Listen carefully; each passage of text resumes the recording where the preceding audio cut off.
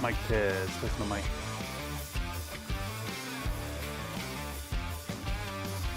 Testing for latency. Testing for latency. 1, 2. About 3 seconds. Well, internet dropping again. This is concerning. What's the problem, YouTube? Can you not handle streaming in the middle of the day? I'm down to 1700 kbps. YouTube not receiving enough video to maintain smooth streaming. As such, viewers will experience buffering. Why?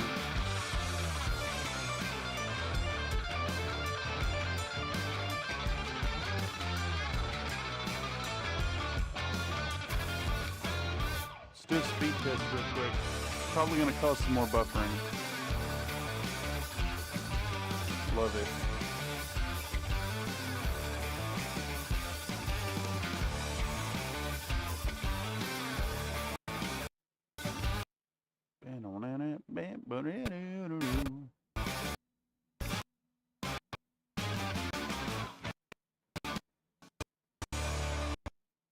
It's really struggling to get network data from my other computer at the moment.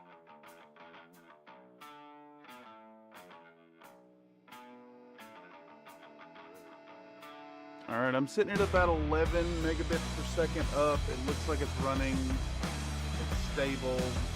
Nope, it just dropped down to red again.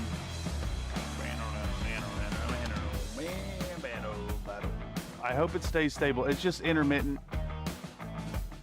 Hey, rare day I get to catch 11. Yes, we're going to be working all day. I need to work on these models. Get them done.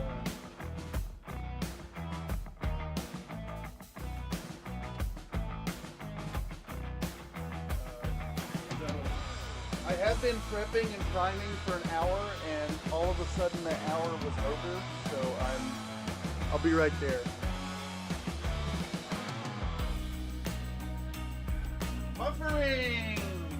Why is my fucking internet doing this today?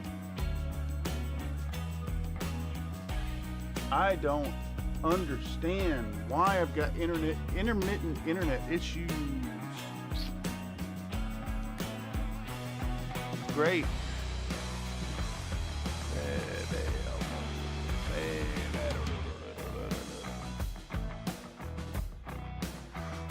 The temperature also went up about 15 degrees in here the second I pressed the button.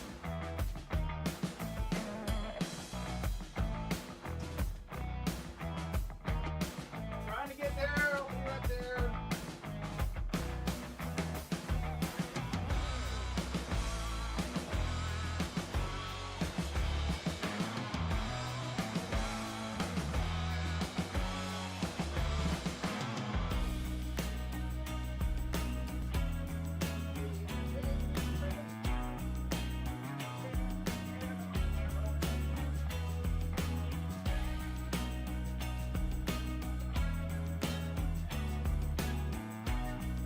Okay, all right, gonna switch off the mic here and head on over to the workstation.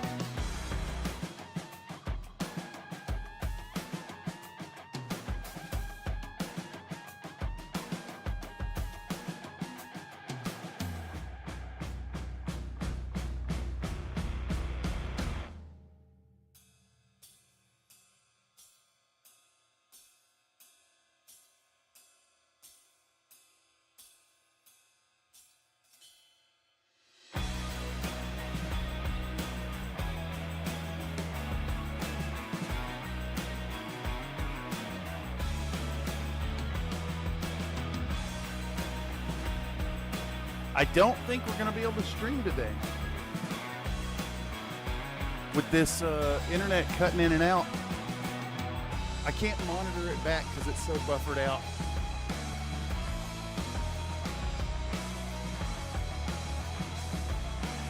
I have to go hop up and reset all that shit over at the other computer. Be right back.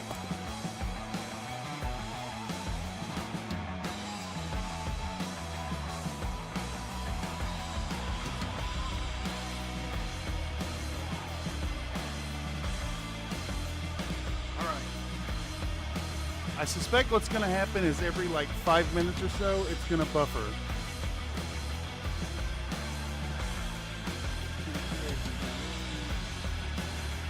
Fun VODs to watch back.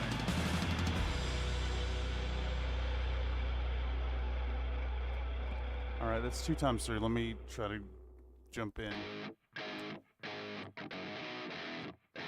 Paintstream. Is this working? Music's working. Seems all right. Let's swap headsets.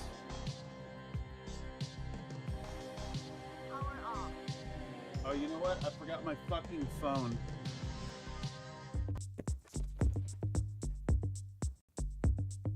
Where's it at now? Jesus, Will Cutter, where the fuck is that phone now? I just had the goddamn thing. Just had it. Just fucking had it. Just had it. It was just in my hands. It has vanished off the face of the fucking planet.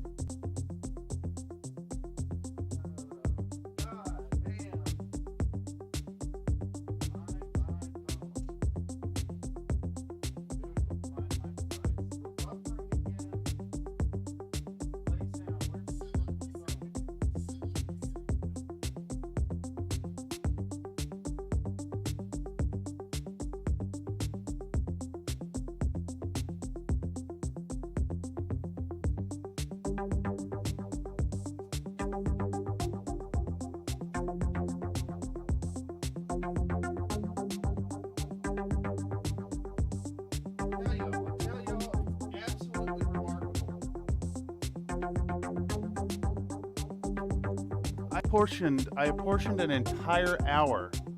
I apportioned an entire hour to get ready, and I've been getting ready, and it's like the hour lasted only 5 minutes. Because I'm still not ready. The buffering is going to be an issue all day. There's nothing I can do about it. I think it has to do with the construction that's going on outside. But welcome. My phone has switched itself back to top messages without my consent or my intervention. But we're going to grind and go today. I hope it stays stable. It looks green for now. I've already destroyed my voice, actually. We'll see how today goes. I have to paint some Crater Cobras, y'all, which have to get done today. I told a buddy of mine that he was saying he was going to paint some mechs. The idea was he wants to buy a new game system, and he told himself that he was going to paint it's something like 26 mechs or something before he would permit himself to do it. A nice and admirable goal, a way to get it done and accomplish the task at hand. And I said, oh, that's awesome. I tell you what, I want to paint some models too. If you pick a lance of 4 mechs and send me what I'll be facing, I'll paint 4 mechs. And he's like, cool, that's awesome. Let's meet up on the 26th. I was like, yes, that's awesome. Plenty of time. So I haven't started, of course. Haven't even started. Naturally. That's how it goes. So I haven't even started. And I realized this morning, about 10 a.m. when I got up and out and about, that they weren't even primed. So I set out to prime them. I set aside an hour of preparatory time to prime and get them ready and launch the stream. And like I said, an hour turned into like 5 minutes somehow. It always seems to do that, though. All right, so we're going to dig in today. I think I'm going to film these too. So I needed the phone and I needed my tripod. But let's pull up the Crater Cobras really quick and put it on the screen here. Crater Cobras camo specs. Let me remind y'all what you voted on over at the Country Fried Minis Discord. Y'all voted for a Crater Cobras paint scheme, which is a robin's egg blue, and then this lower half of them in a camo, a green on green with brown stripes type camo. So we're gonna make that work today. Gonna go for something real simple. We're gonna try to use as much speed paints and such as we can get away with, and I think it'll be a grand old time. So without further ado, let's actually dig in, y'all. I have pre-primed these, so we don't have to go through that today, but they need to get done. That said, I will have to do a little priming later. Uh-oh, what's all this?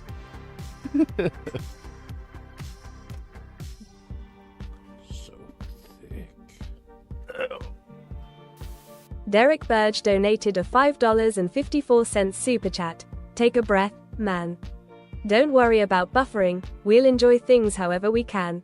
Take a breath, man. Thank you. Reminder to breathe. Thank you for the generous donation, Derek. Don't worry about buffering. We'll enjoy things however we can. Yeah, the buffering is I suppose I'm overreacting to it, but longtime viewers of the channel will remember the nightmare of buffering that we dealt with in the past. And I have allowed Comcast to bully me into paying for their proprietary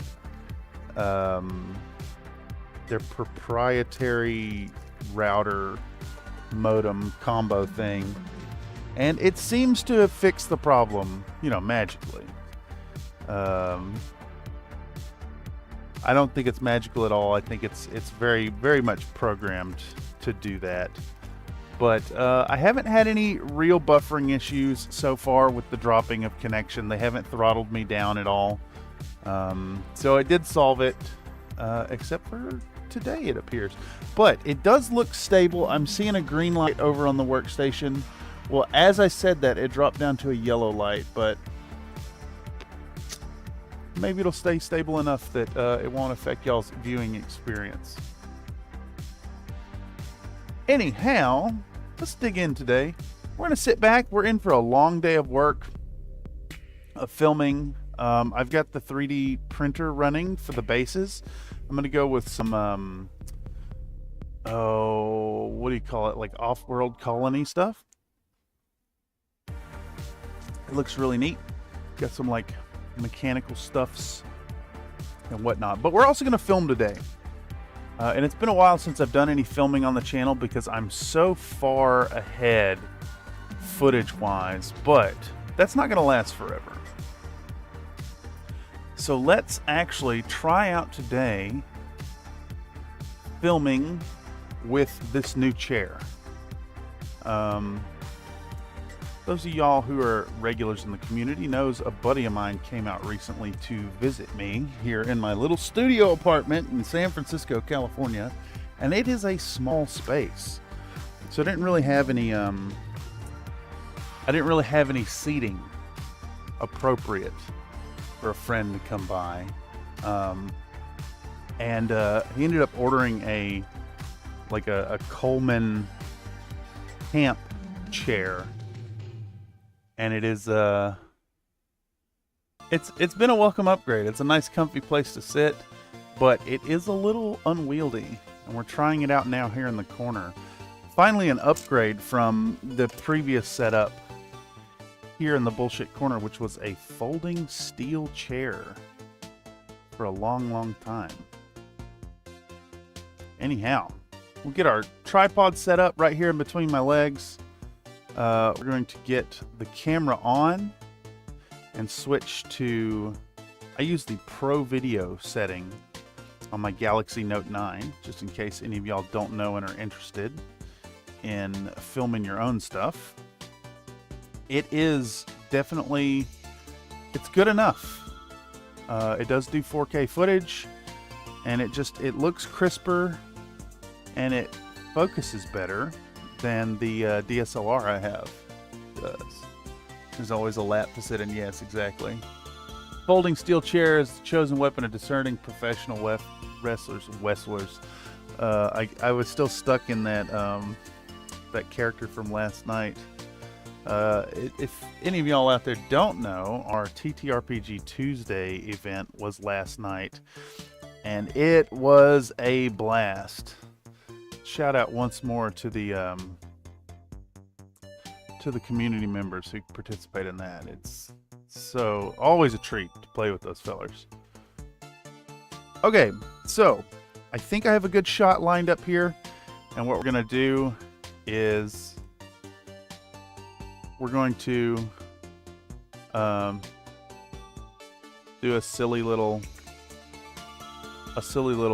walk on for these models.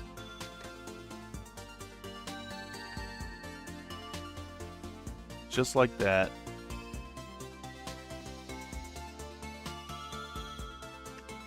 Because who doesn't want to play with their toys? Alright, so we got those in the shot. We're going to push them aside. We're going to hydrate our wet palette. Westwoods be West Wing. Yes. I did recently see a Hood Slam event with my buddy out here. It was really good. If any of y'all ever are in the Bay Area and you happen to be here on the first Friday of the month, and you like wrestling, absolutely let me know. Go over and see Hood Slam.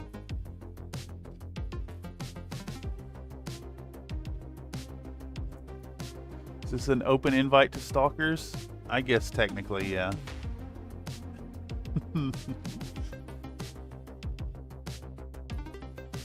At first I thought you were developing a palsy, but you're making the mechs walk. Lol. Yes, RP walking, exactly. Yeah, that's going in the video. Whenever I make a piece of content about this. It'll be maybe a piece of content talking about, what's the best approach here? We're going to be talking about canon mercenary groups. That sounds reasonable, I think. All right, so let's get out our new colors here. I'm going to show it to the camera. God, this chair. We show this to the camera. Get our new blue color set out. And it is still sealed. So I need to cut it open. No. We want a real man's tool for this. We want a real man's tool for this. This tool right here. This one. We're going to slide it in there and we're going to pop these free. Because this is the only tool that is appropriate for this job. Alright. Alright, our package opened up. Maybe a speed paint video if you're using those? Yeah, I think so. Well, a speed paint video is coming at some point. Specifically a speed paint video. I don't know if we're going to do that on these because I'm going to be using this sunrise blue. It's the perfect color for the top halves of these mechs. We may very well start with this magic blue, actually. I think we will. We'll start with this magic blue. We'll maybe do a wash made out of the imperial blue and then hit it with a dry brush, a really heavy dry brush of the sunrise blue to build up our robin's egg kind of color. And I think that's our approach today. Bring out the knife. Yes. If you stray out of cannon, I think the sheer number of merc units will be overwhelming. Yeah, exactly. Ooh, hopefully a speed paint video involving an airbrush. Yeah, I think you're right there. That's it really needs to be touched on. Speed paint through an airbrush is something altogether magical. And speaking of magical, we're going to dig into our magic blue here by Vallejo. But we need to start with Onilab and get this stuff shook up for its first time use.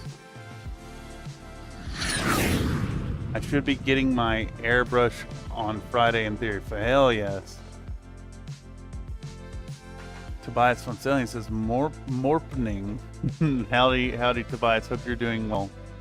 We're digging in for an all-day paint job today. Because these need to get done. I have put these off to the last minute, and I have 1 day to paint a lance. So we're probably going to go for 6 or 7 hours today. No pressure to anyone to stick around that long. But if you are doing your own hobbying in your own bullshit corners, I think I like to think that I provide a decent background noise, low impact watching experience where you don't have to pay too much attention. You can just let it ride. But if that's too much and you want to just stop by and see what's going on, we're going to be here all day, baby. And a double helping And of a gravy. double helping of gravy. All right, here we go. Let's dig in. We're going to do 2 drops of water in our magic blue. We're going to be using our Princeton Select Round number 6 big fat brush for mixing this up. I used to use the back of my paintbrush handles to do this, but I discovered that I kept tearing the parchment when this was really saturated. So I have since stopped doing that. Slink says, I just painted a Spirit Cats Marauder 2C. Heck yes. Technoir gives us a little Goon Man. A reminder through Nightbot to come on over to the Country Fried Discord and share your work.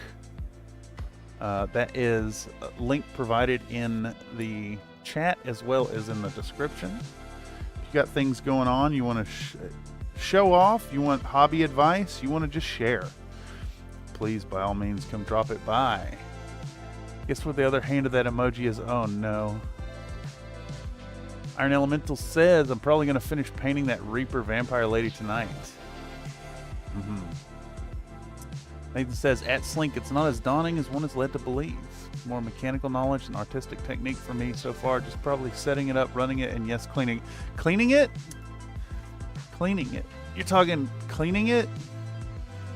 I think if you have a good airbrush, cleaning it isn't as important as you think. Except for a few parts. You really need... This is obviously super filthy, but I'm going to have to clean all this, because you want... That chamber down there, at the very bottom at least, needs to be really clean, and your cone on the tip needs to be super clean. So, after my session and my hasty blast through of isopropyl alcohol, this is absolutely going to need to be soaked and properly cleaned. Now, one trick I do to protect it is I keep my needle out of the brush when it's not being used.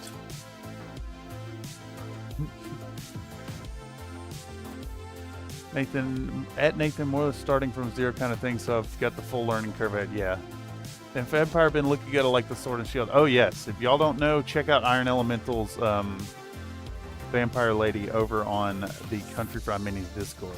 He's dipping into NMM, and it's fantastic. All right, we're gonna show some acetone to the camera. We're gonna pour a little in the cap, and we're gonna clean this brush for the camera's purposes. And I'm gonna have to start this thing over again.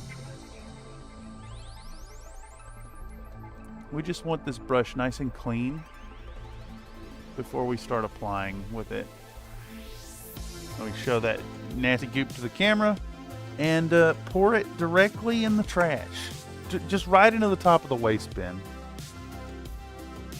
Do not listen to Cameron about cleaning airbrush. What are you talking about? I have a whole short about that. Back when I cared more. It's canon, I know exactly where it is. Oh, yes. I don't know if I'm getting a single or double action. We'll see on Friday. So a single action is going to be still fine for priming, but you're going to really struggle with a single action for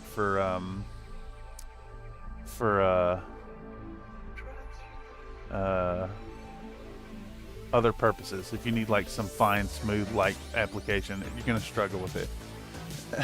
Clean the whole thing every time, especially if you use any enamel product. Yeah, it's true. In fact, that's probably the worst part of airbrushing is the intense amount of cleaning. And if you don't have a spray out pot like this, buy one. It's not optional. Like you can use jars to do it, but this is great because you can spray out into it, and it's got the little filter on top. Plus, it's a nice spot to set your airbrush. This is not an option, and they're like $10, so they're really not expensive at all.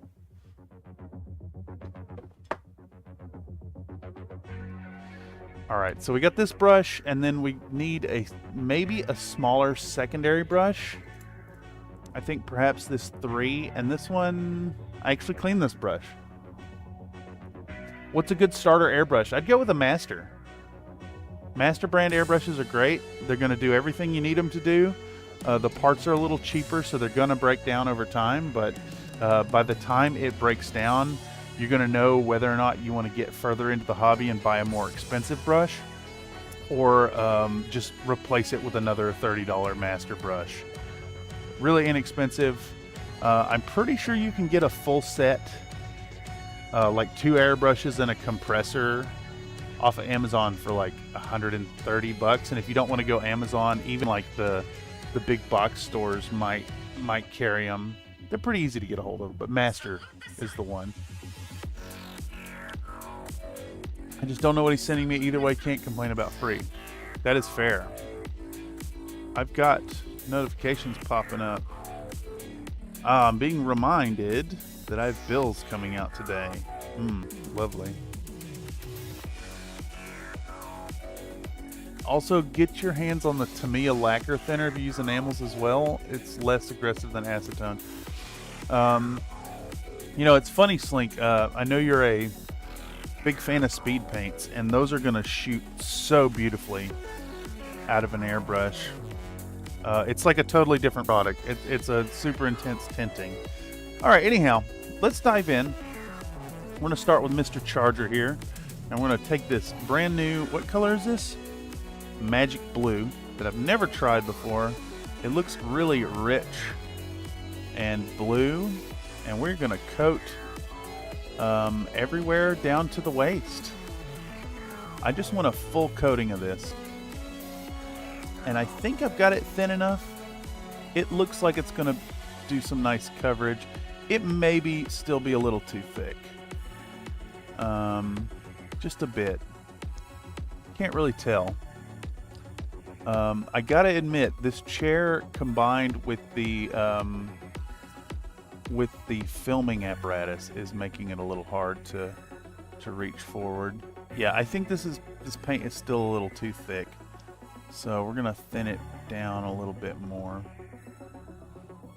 I'm gonna thin it down. One more drop ought to do the trick. Also, I want to point out, howdy everybody. It's so cool to see people this early in the day. I've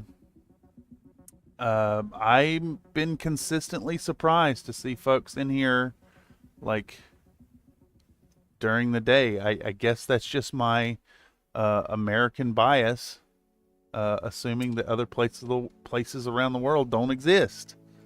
I think in light of this, I may very well need to adjust some of the streaming schedule to be more inclusive of folks who don't normally get to catch the streams. I don't even thin the speed paints. They're an airbrush's wet dream. They really are. They're so good.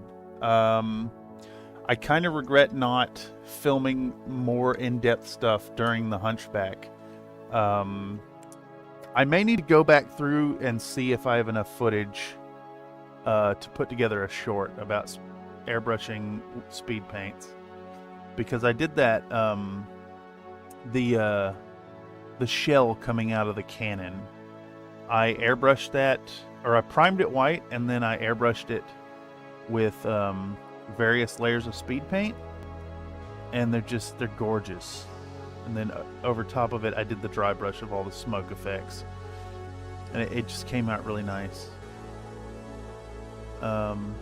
It is funny though that when you airbrush the speed paints, they are no longer speed paints. They do not perform like a speed paint. They perform like a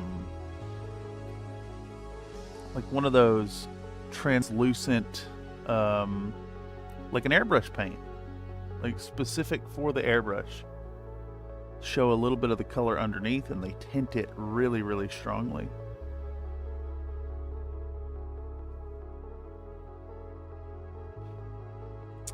All right. Tell you, I am super excited for tomorrow's game.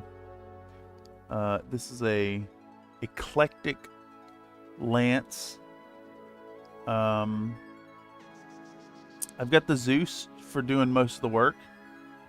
Although it doesn't have a ton of armor, so that is always a concern. The Mauler for long-range harassment and sandpaper effect with the LRM-15s. I've got the Hollander for big hits through armor. And then I'm taking a Charger 1A1 just to prove to myself and my friend that it is a chassis to be respected and feared. I will try to do a charging attack with it.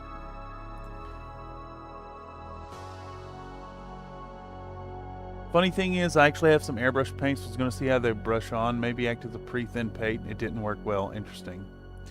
Nathan says 3/4 of the community is 3 hours ahead of you at a minimum. Yeah, Skyrim is a real place. Nathan says there's no bikes in Skyrim because they've all been thrown in the canal. Yeah, it's true. It's true. It's true. Glaze? What are you referring to glazing about? The airbrush paints? EU-friendly streams are great. The buffering gets weird, but it's manageable. Has it been buffering? I haven't checked. It looks like we're still in the green, though. I just need to be cognizant of this going forward and maybe, like, just get in the habit of resetting my router every morning. Welcome, Comstar Knight. Helping of gravy. I cite the Skyrim Committee for Canal Cleanliness website. No. Nobody keeps that website up to date. It's a nightmare to navigate. Looks like it was written in 2000. Not a great place. How are you supposed to spread your information out when your website looks like that? Looks like it was made on GeoCities, drag and drop.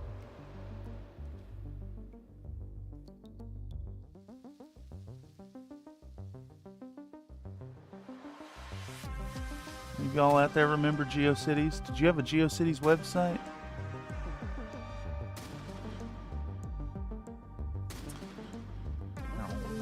Bam.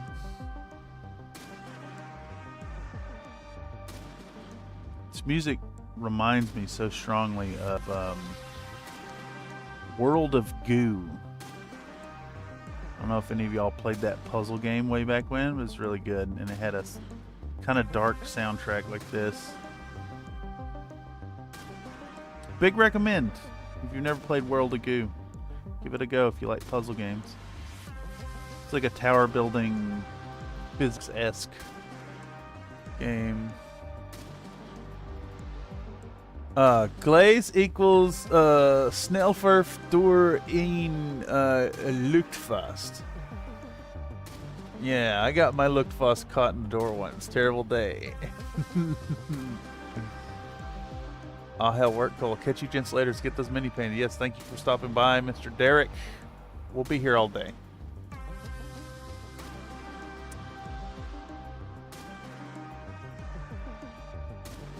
On Call Blues.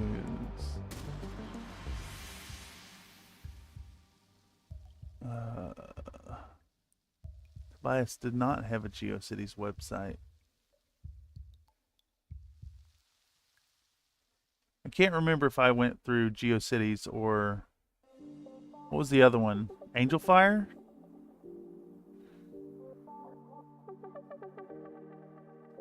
But I definitely had that like early 2000s look personal website that was really passionately made and then never updated. And I'm sure a lot of us have experimented with that. Much like the current Country Fried Minis website, which needs an update terribly badly.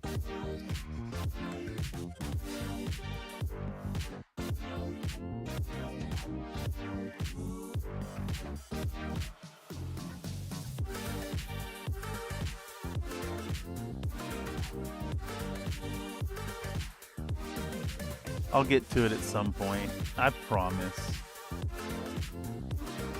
And I stand by my promises.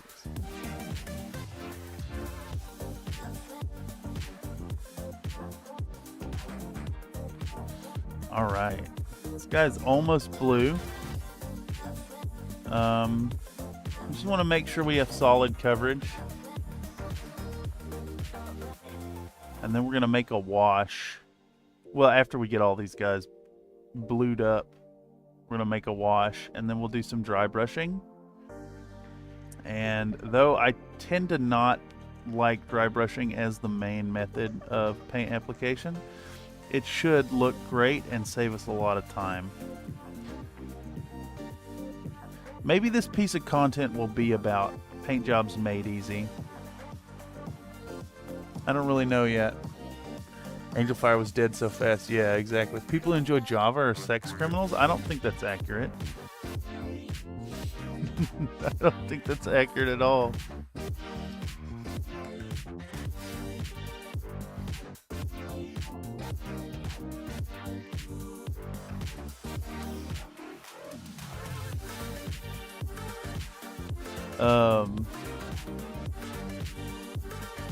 I mean, I messed around with some like minor Java stuff.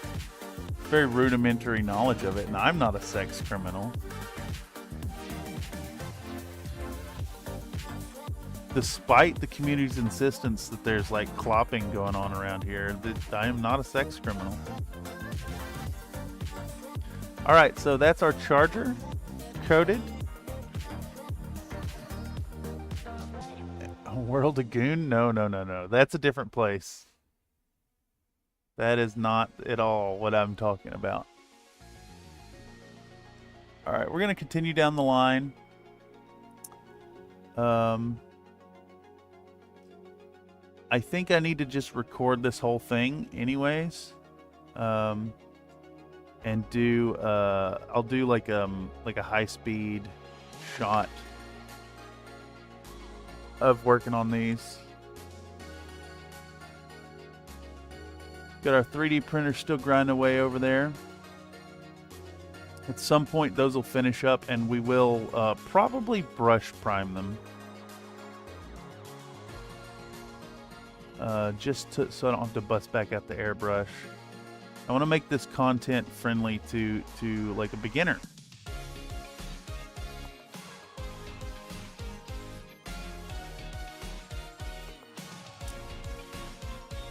Who knows when we'll get around to making a video out of this, but it'll come eventually. Long enough that regulars of the channel will be like, oh, I remember when that happened. It was like a year ago. Something like that. Oh, big gambling there. So we're not criminals? I don't know if it's technically clopping once you involve the jars. No. Clopping is legal. I don't like that.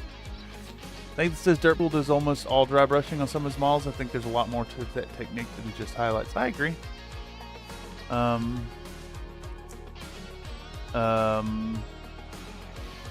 Pretty sure Ninjon did a really fun piece of content about all dry brushing.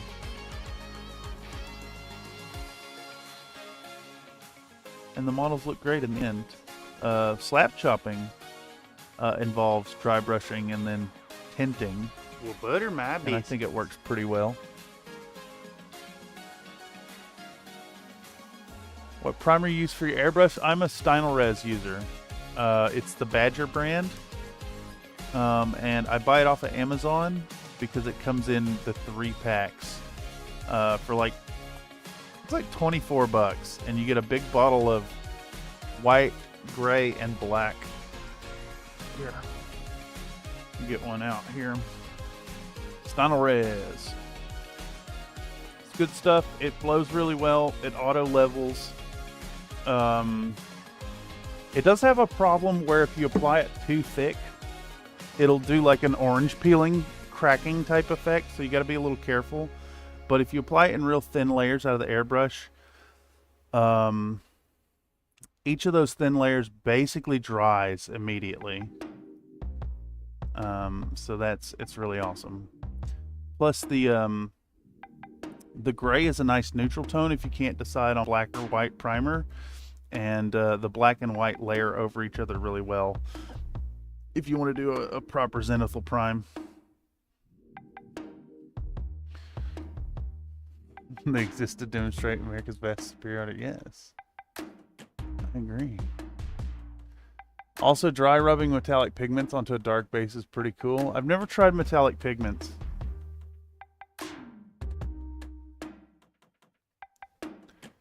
Yeah, but the Ninjon video didn't explore very far. I think the complex buildup you can achieve with both with saturation and texture is super sexy. Yeah, that's fair.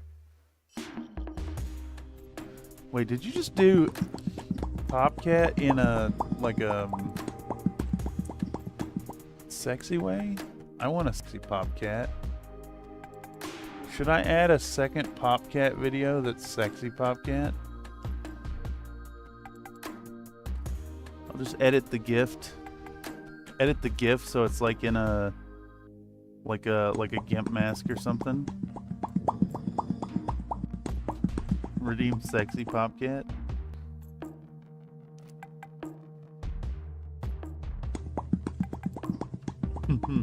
I love Popcat. It is my favorite.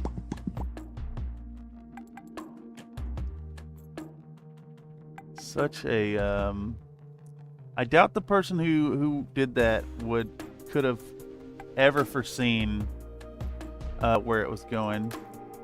The whole scene was out of focus, by the way. 4 minutes and 44 seconds of completely out of focus filming.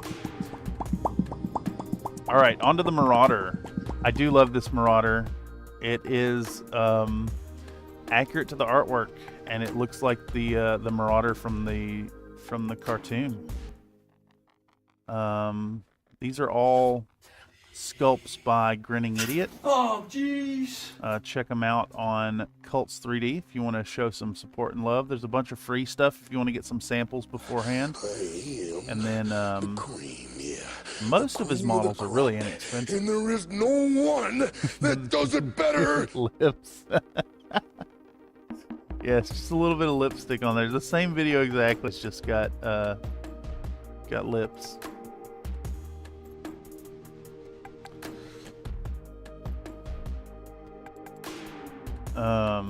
Could always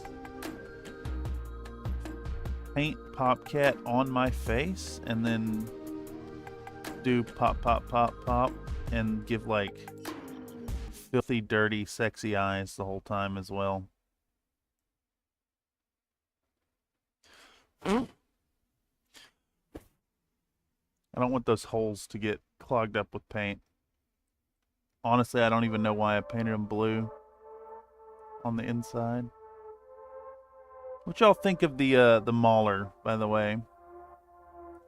I think it's an underrepresented and oft under-respected chassis. You got 2 ER large lasers. You got 2 LRM-15s. You got 4 AC2s. And people scoff at AC2s, but I think an AC2 commands respect at range. When you're hitting your opponents and doing those little plink shots as they come in, they're going to have chinks in the armor. That, or like if you've got part of your lance engaged in a brawl up in the distance and your Mauler's a little out of range, you can start tagging them with those AC2s to punch the armor. You got some weird cracking happening on these models.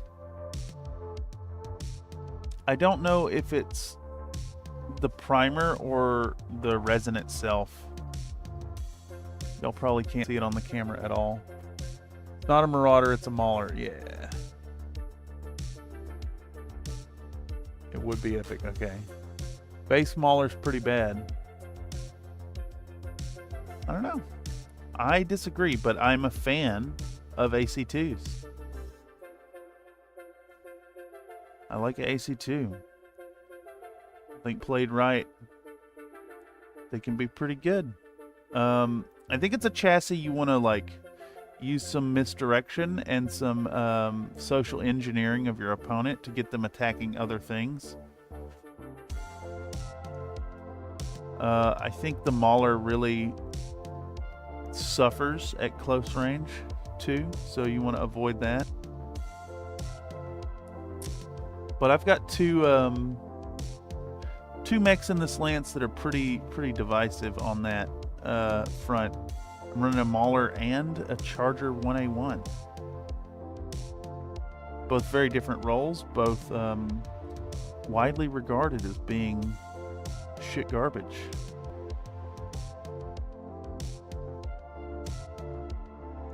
I've hit a spot in this paint that's thinner than the rest.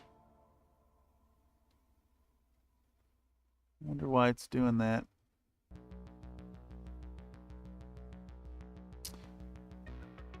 Is that still in frame for y'all? I just realized I haven't been paying attention too much to the camera here.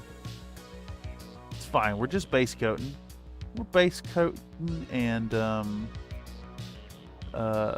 gabbing. Rambling. Dumps 22 heat, generates 38 at long range. Not shooting everything though. Very specific in its applications, represented major changes in the lore at the time it was rolled out.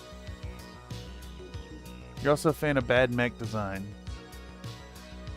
I mean, I think there's some bad mechs that are just like you can't use. But I think there's a difference in what gets called a bad mech because it's not OP and what is actually a bad mech.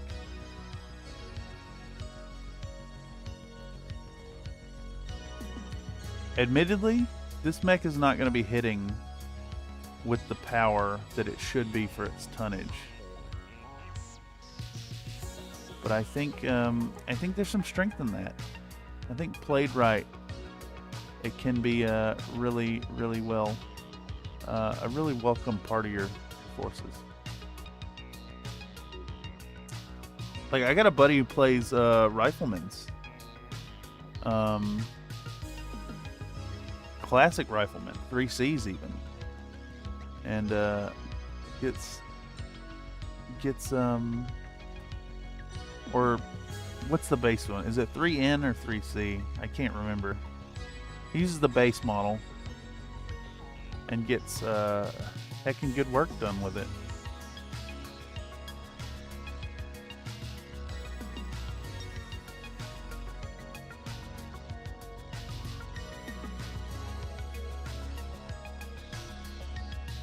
I don't know. I think there's some factors that need to be considered as well with bad mech design. Like, if you're representing the angle of like playing with what you can get, what you have access to, what kind of tech base is available. Maybe your Lance isn't quite equipped for proper salvage, or you didn't negotiate enough rights with the contract that you picked up. Are there better options for the same BB? Yes. It overheats just firing its lasers. Not every mech can be as awesome as an urban mech. Yeah, but urban mech is a piece of garbage. Urban mech is objectively a bad mech. It has to have a specific time and place to be good. See, it overheats just firing its lasers. Yeah.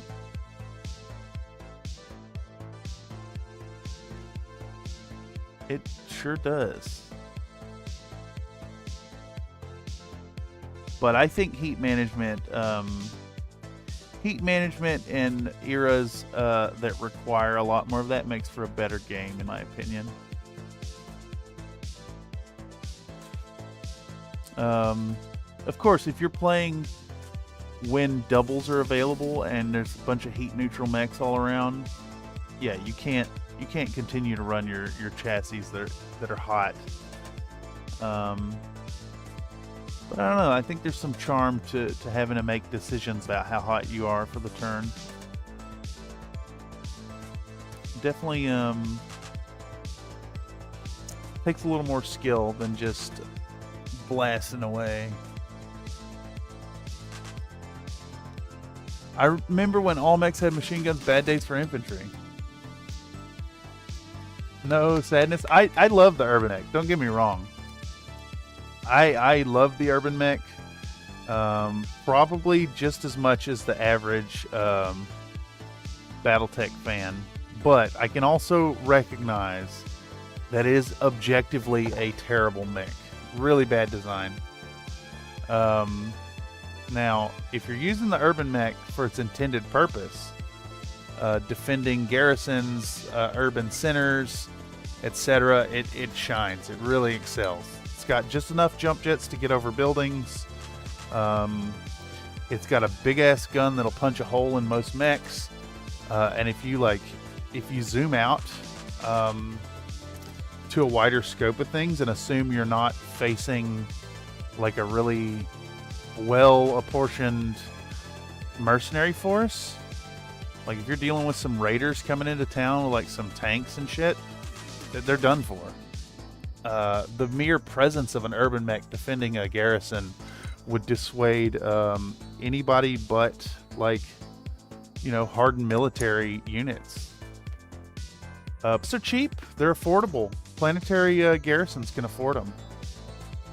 And I think like that is really a really important aspect of BattleTech that continually gets left out. People forget about the C-bill aspect. And that is a factor.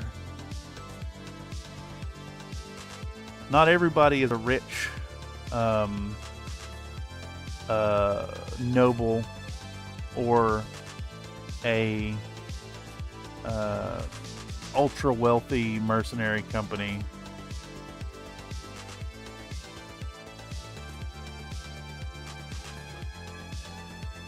I mean, really, the people who are throwing battle mechs around are like the 1% of the 1% in the inner sphere. It's kind of crazy. And I mean, once you start talking clan tech, forget about it. That shit is insanely expensive. Of course, they don't use money. Mauler just makes some choices for sure. It's like 5 tons for max armor and built for long-range bombardment, but can't fire all long-range. Yeah, I think you're making decisions about what you're firing in the moment. It's a toolkit. It's a toolkit with options, and I think you gotta work with what you're. You gotta work with what's on offer in the moment. So, like, you know, AC2 harassment. Are you firing sandpaper or crit seeking with the LRM-15s? Are you cranking off those medium lasers or the large lasers? Because I think those are more in a desperate bid to defend itself is when you'd be firing those.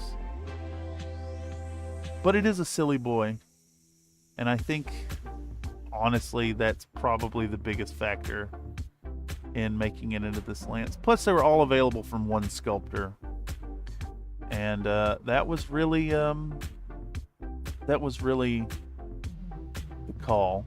You also got to consider this is a 5K force, so that's a big factor as well. I managed to fit in 3 big boys due to the price point being really low. Like the Zeus isn't really great at anything. It's under armored, but you know, it does enough punch to be respected.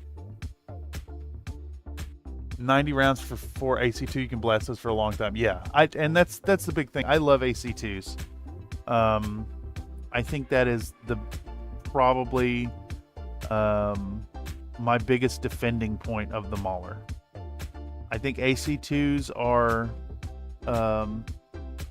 much maligned, and people want to dismiss them just because 2 damage, but I mean, I'm tossing 2 damage at over 20 hexes. It's like 22 rounds, might as well shoot them every turn. Yeah, exactly. I made an urban mech with 15k BV. It was curb stomping atlases, but it was really impractical, really standpoint. Yeah. I only use wolf bills. I need to send you a wolf bill, Nathan. One of these days. They're absurdly expensive over on the Threadless store. I wish I could drop the price a little bit. I'll be on the lookout for a better merch provider. Threadless was just really convenient at the time, and I dove all in. And they don't give me much control over the pricing, unfortunately.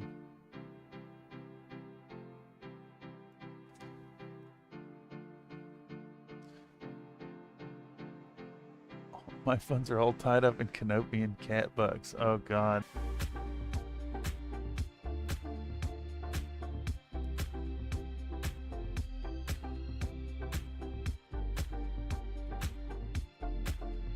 Canopian cat bugs. Do we canonize that in the community as a made-up cryptocurrency? I lean towards yes.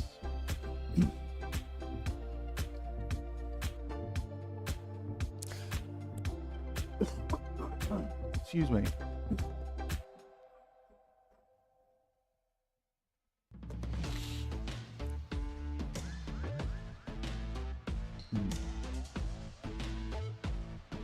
My throat is seizing up.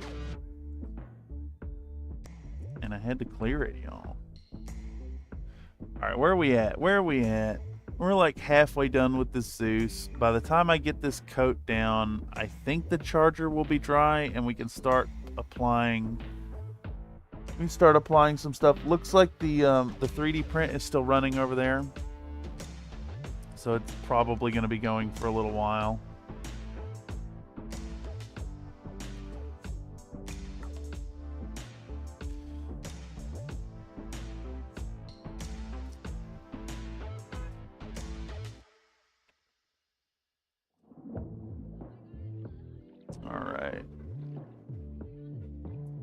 Can y'all hear the construction noises today? They're repaving the street in front of my building.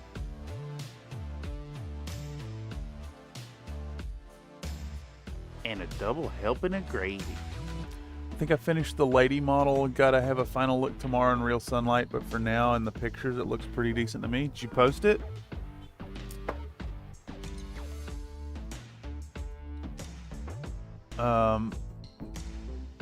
Shit, let me finish this. I'll finish putting this blue down. Let me not jump up in the middle of a task. And then we can, if you want to post it, we can pull it up on the big screen. I'll go across the room.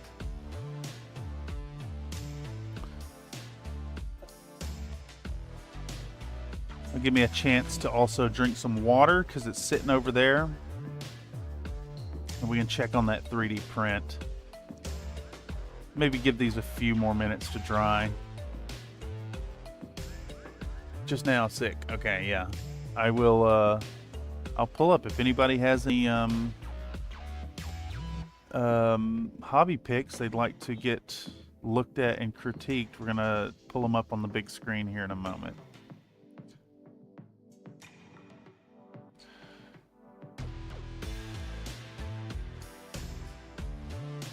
And of course, we're always looking at these models in a positive light, but objective as well.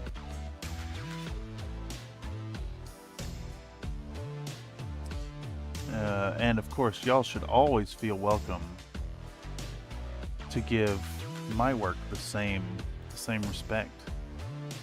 If you think I could improve in places, please let me know. Especially if it makes it into the content. That would be fantastic. I'm all about that growth.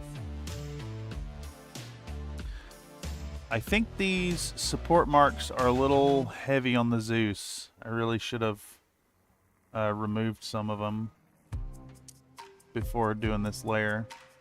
Oh well, I don't really care as much as I let on.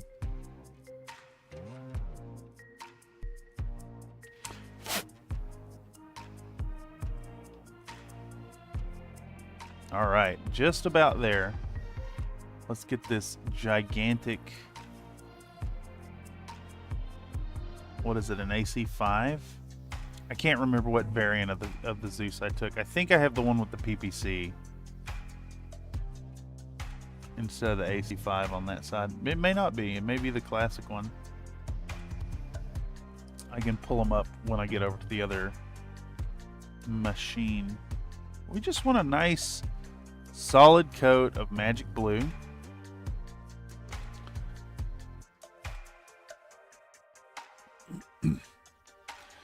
And that'll give us a nice foundation for a quick ink wash.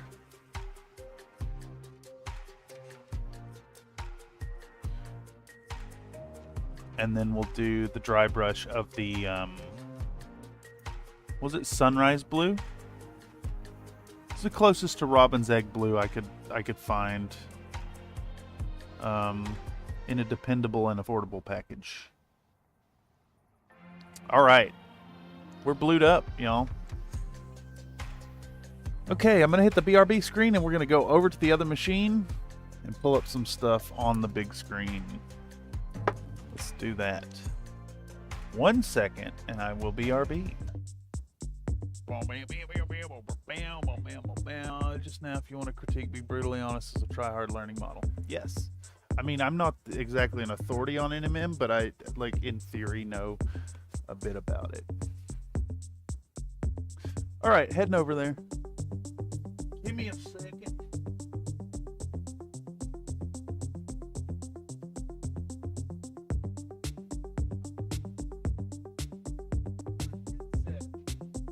I need my headset.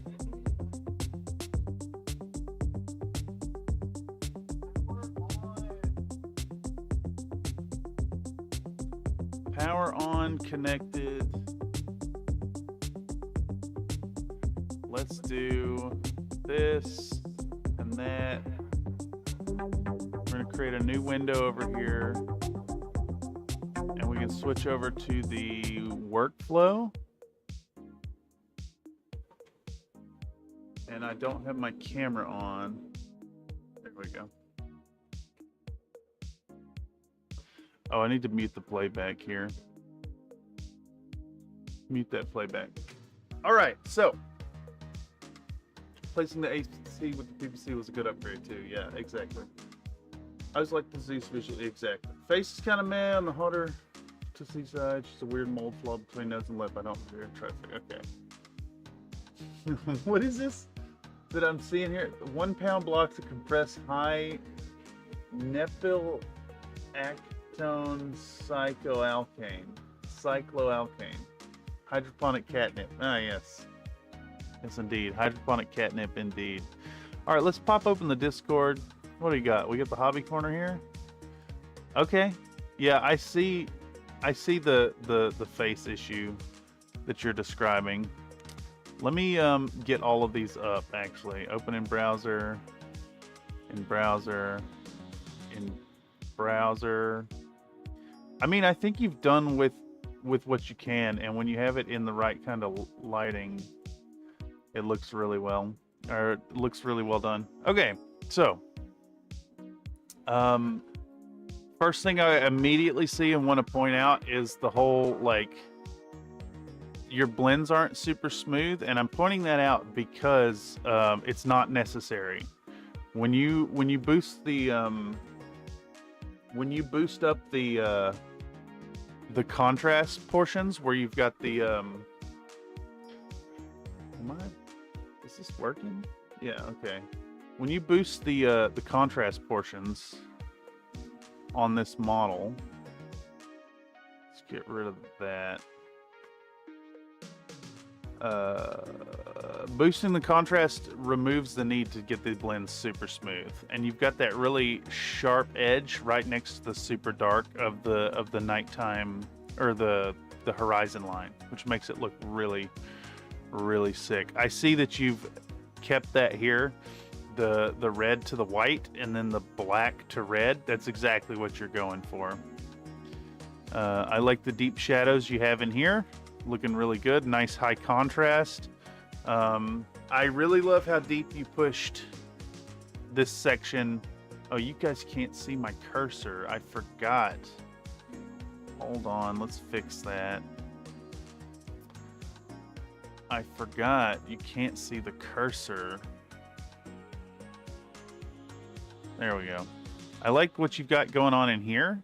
The really dark, super dark that you have going on, like this black line following in that shadow region looks really great. It's it helps to boost your contrast really well. I do see purples reflections in your armor here, which is a really nice touch as well.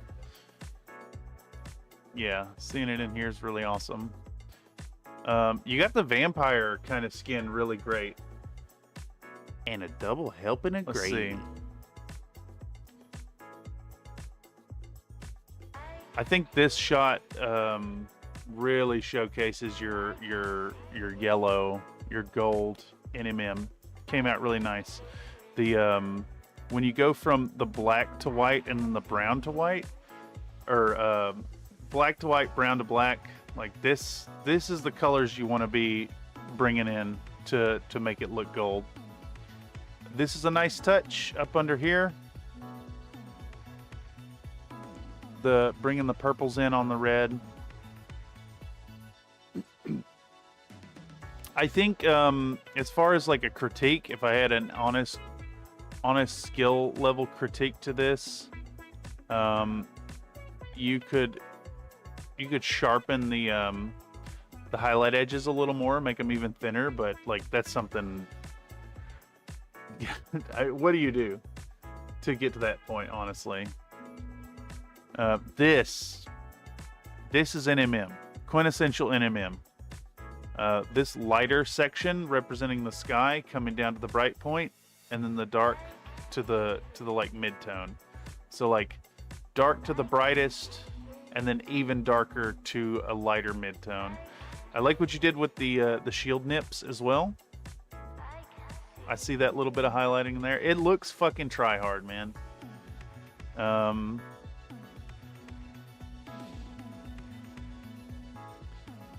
I think maybe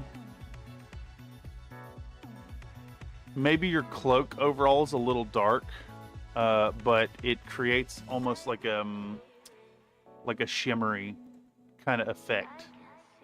Like the highlights are really limited, so it looks shiny. It looks like a pretty shiny material. Yeah.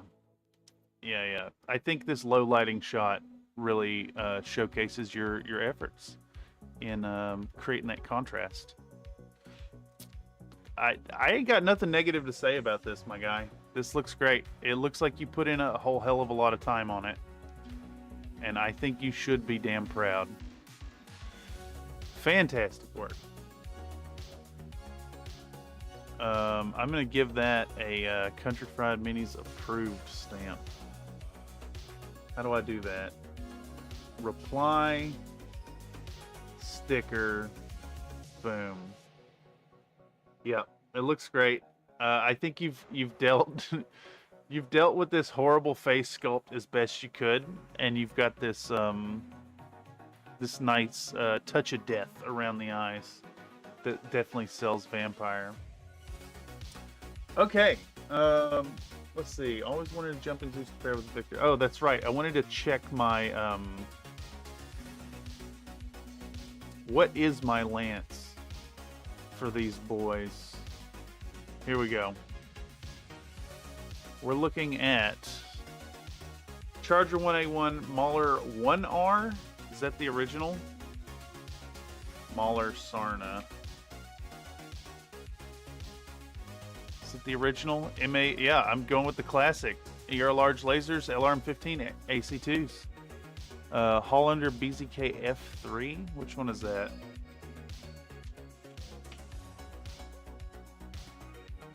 Miles A says I need to stop messing around and get more work done on the king crab model. Had all of last week off and hardly did anything with it. I mean, you paint when you paint. Nobody will fault you not working on it. Plus, it'll just be more stuff for us to see when you get around to it. What do we got here? Zeus 6A. Thanks. I'll keep the feedback in for the next model. Might revisit some of the cruder blends on this one yet. Yeah, I think your blends are a little crude, but I want to emphasize like strongly again that when you're dealing with NMM specifically, the blends don't matter as much as the contrast. I do think that you maybe got a little loose with that when working on the cloak, but at the same time, that cloak has like a plasticky kind of look to it with the sparse highlights that I genuinely enjoy. I am impressed. Which Zeus did we go with? 6A. 6A. Oh, wait. I have a weird Zeus here. I have a weird one. It trades the LRM15 for 3 SRM6s.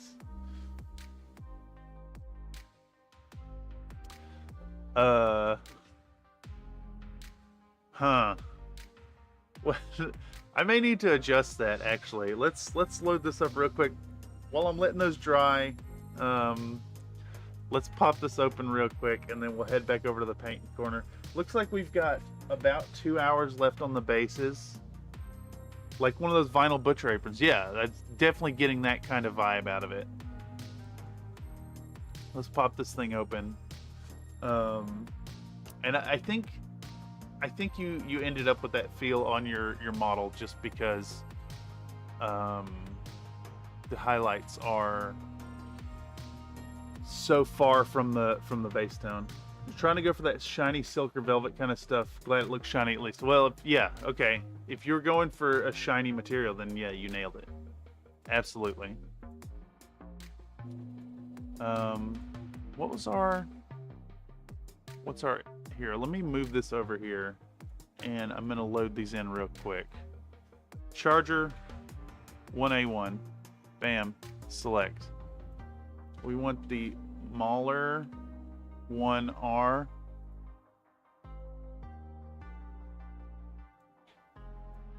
We want the Hollander F3. And then let's see if we can turn that Zeus into the 6T.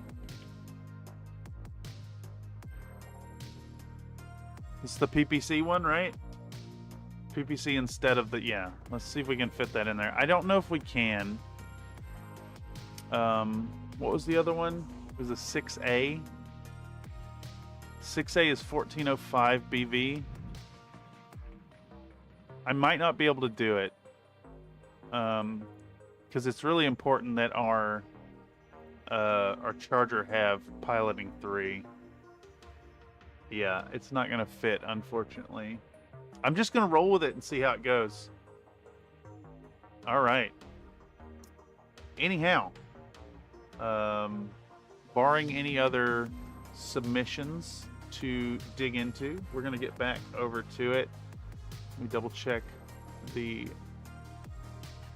hobby section. Nope. All right. If anybody else has things to share during the stream, just let me know and we can mosey on over here.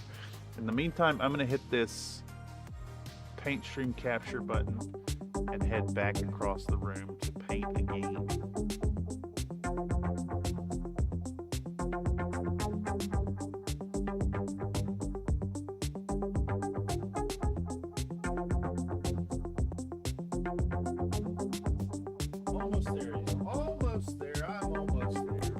I'm almost there.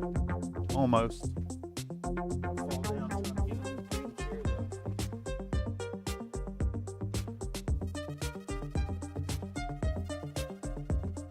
fuck, I left my coffee over there.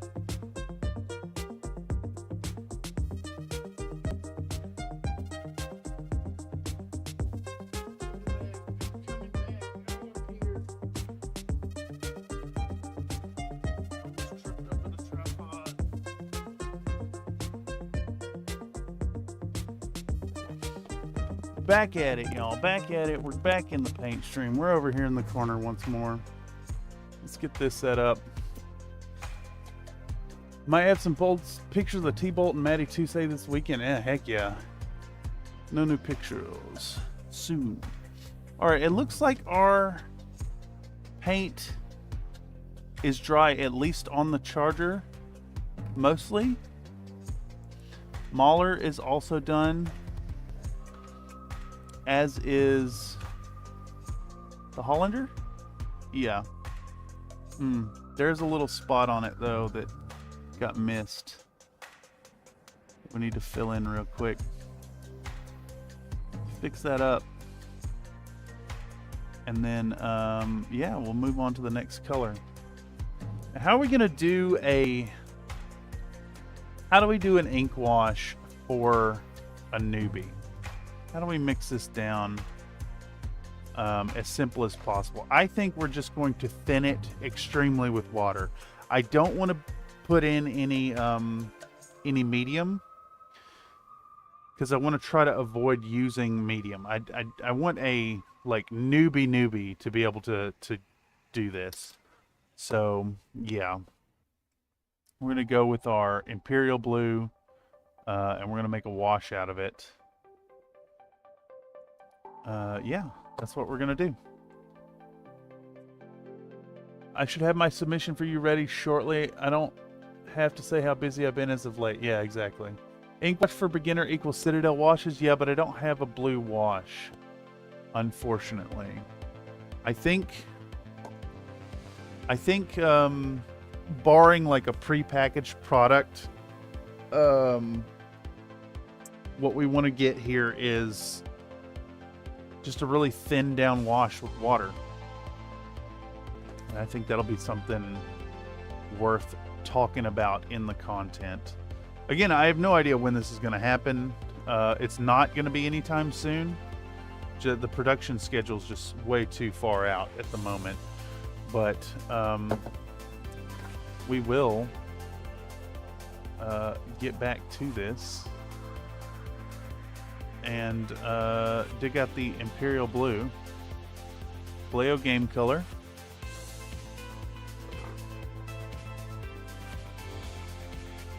Dragonhoff Nightshade. Keep it on hand even more than Gnome Oil. Nude Oil. Ah, yes. What color would Nude Oil be? I think Nude Oil is just flesh wash.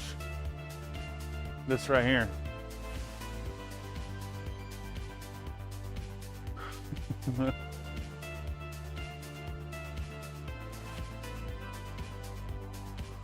Yeah, no worries on the submission. I'm still waiting on some from some other folks that may not be happening at this point. But the video is delayed as always anyways. So we're going to take our Imperial Blue, crack it open. I'm going to do a little pile of it, about like yay much. And we're going to show the camera our pipette, and we're going to put a whole bunch of water.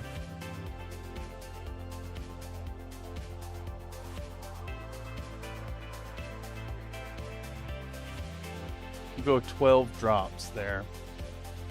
We're going to go 12 drops, and we're going to spin this around until it's nice and mixed in. Now, if I wasn't doing this with an eye for like beginner stuff, I would aim for, I'd add something to fuck with the surface tension some. But I think that illustrates what we're going for. Beep! People are impatient and honking their horns outside. All right, let's try to film this in such a way that y'all can see what I'm doing as well. I'll zoom in on it actually. Let's do this. Let's come in 65-degree camera angle and do that. Video will be ready for 2026. Yeah, exactly. Eternally delayed.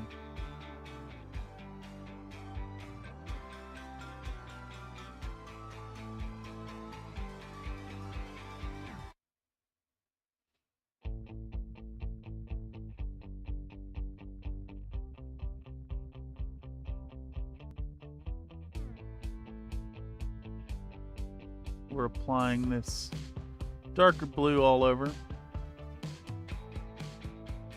As a wash, mind you.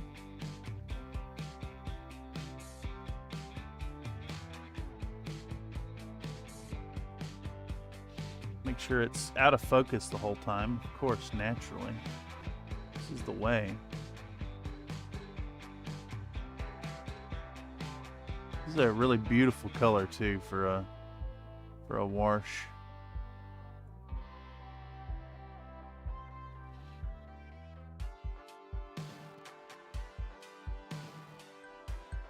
We're just gonna hit it. We're just gonna hit it and wipe it down. And get our boy embluened.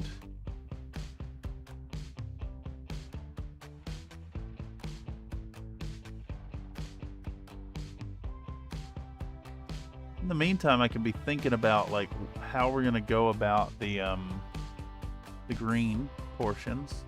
I think what we'll just do is just pick two radically different greens that are both in that like camo type range, and we'll just blob it on. Maybe start with the lighter color and then put some blobs of a darker tone over top. And then we'll put little stripes of brown on top. It's a nice simple camo pattern.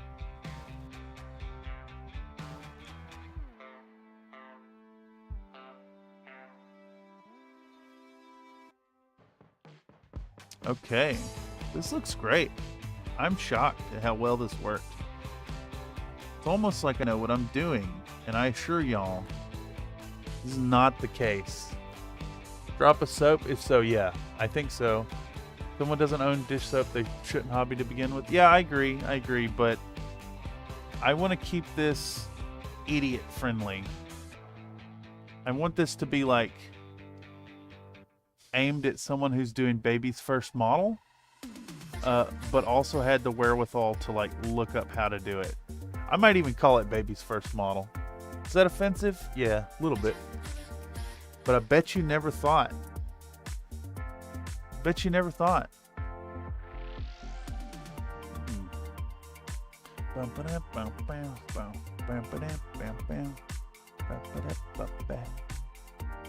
All right, slapping some blue all over our blue.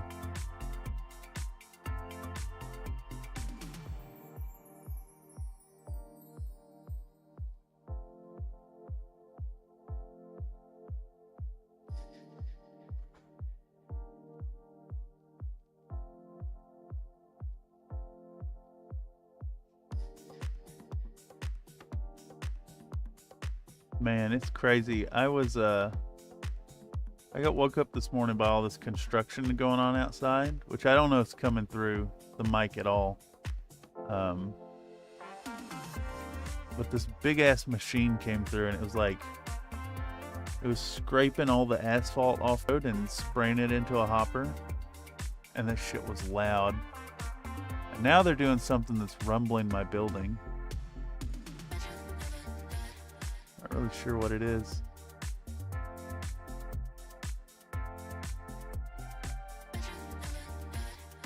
I still don't really have a setup to show y'all outside what's going on. Something I'm thinking about doing though, the street cam.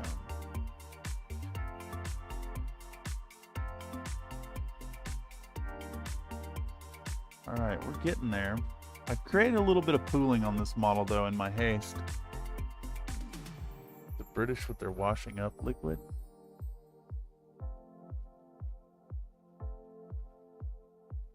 Washing up liquid. Don't the Brits also use bog roll instead of TP?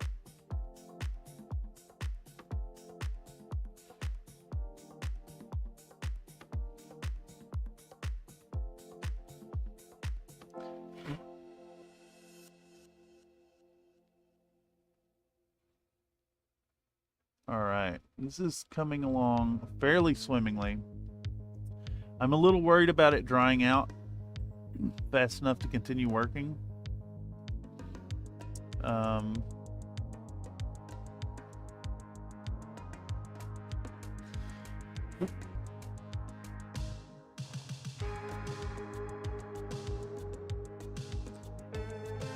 With only 4 models here. Get the bottom of the gun too. I'm trying to keep it in frame for y'all, but I'm also filming.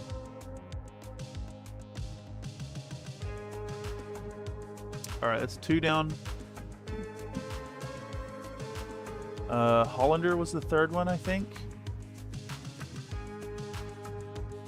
Give all this a good stir, make sure the water's nice and incorporated. Wash on our imperial blue coat. Getting a lot of bubbles because I'm going so fast. I hope they pop. They should. The British call dish soap washing up liquid such a mouthful because I drink it undiluted. Yuck. The rumbling's probably the vibrator on the steamroller. First time I ever was near one, I thought the world was in. Yeah, that makes sense. It sounds like a gigantic Oni lab. As if my building was attached to a building-sized Oni lab.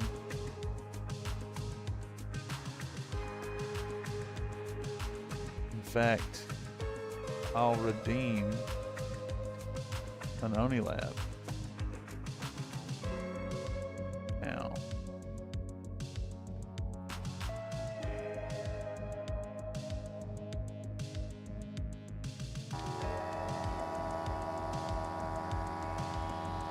Boom! Maximum recording time limit reached.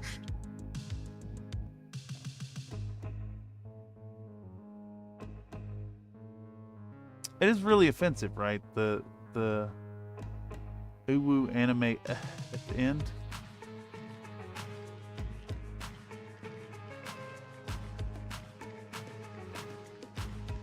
All right, get that blue on.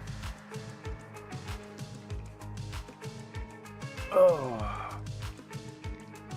yeah, I gotta admit the filming in this chair kind of not great.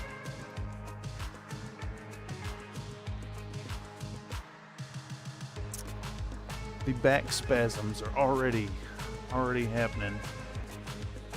I think I've mentioned to y'all before that I actually kind of hate painting, and mostly because of stuff like back painting. Let's see if we can't. Can we get this thing a little further down?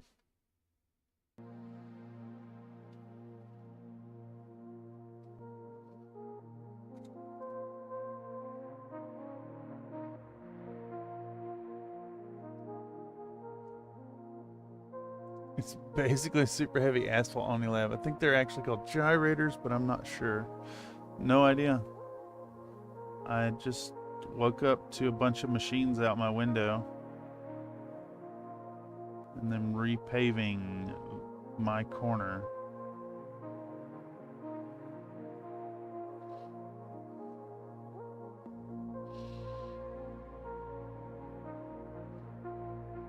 Alright, this Zeus is really going to take this wash beautifully. Got all them little crevices for this paint to seep down into. I am tempted to do a second layer of wash with the darker color towards the bottom of the torso. But I think that's going to add a little bit of unnecessary time. We're already at 1:30.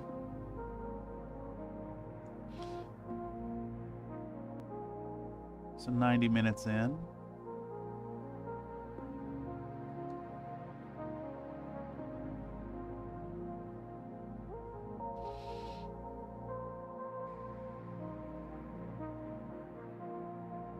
I could always bust out the hairdryer as a distinct possibility if we need it. We may need it. I do want to keep rolling on these and not spend a ton of time waiting on wet stuff to dry.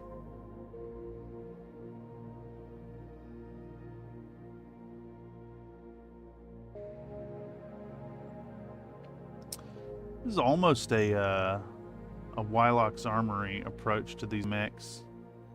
I'm thinking about it.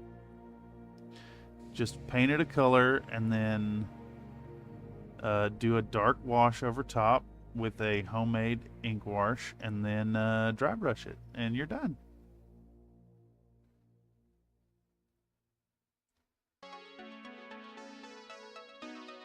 But of course later on we'll do some more complicated stuff. We're putting camo on them. We're going to be putting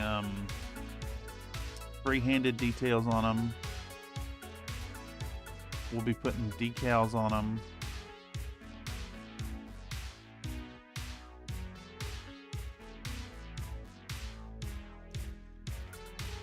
And they'll be presented in a beginner-friendly way. These machines are usually really good references for weathering. Still think bulldozers so freaking cool. Yeah, I think you're right there too. Miles, hey, losing biscuit coins on the gamble. All right, so our paint isn't quite dry.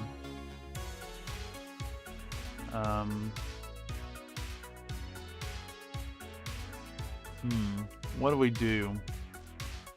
What do we do to address that? I think maybe we prepare and select a green while we let these dry. I probably don't have to buy too much time. Just a little bit. Just a bit. Just a bit of time. So let's deliberate on our green colors. We want the phone. Let's pull back out our reference image for the Crater Cobras. I think this blackjack is probably the best reference image. Let's open this in a new tab and get zoomed way in. All right, so we're going for kind of a hunter green-esque color, and then like kind of moot green. So let's see what we have here. Let's see what we have on offer. I could go for, I kind of want to use this ancient Kelly green, to be honest.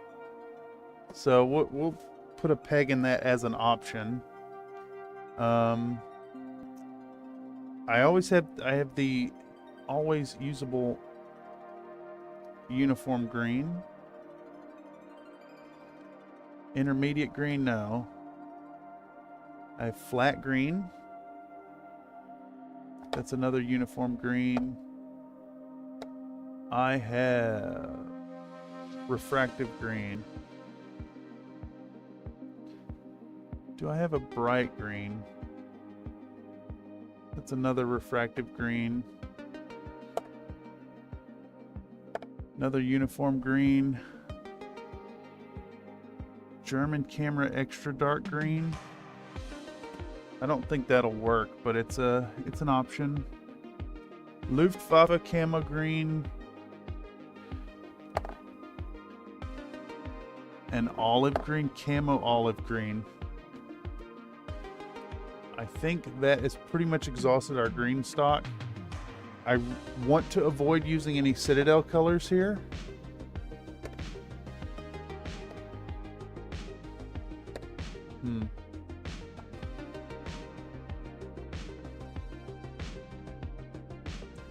All right. Spent a few nights in Wendover during my week off. Coldest place to gamble for most Utahns. Had a lot of fun. There. Okay. Excuse me. Let's do some swatching.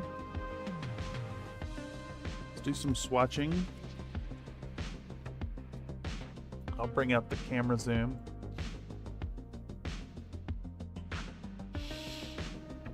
Let's bring out the camera some. Let's start up some swatching.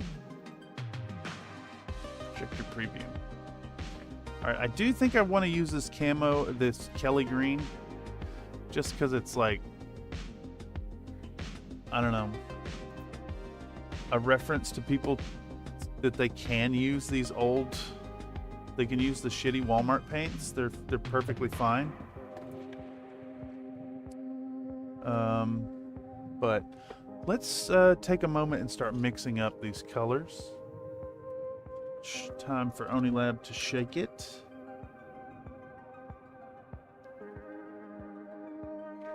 Let these run it for a few minutes. Plus, this helps us to buy a little time as well. He says, "Paint is paint, my man. You're right about certain lines having certain colors. Plus, you already gave him the money."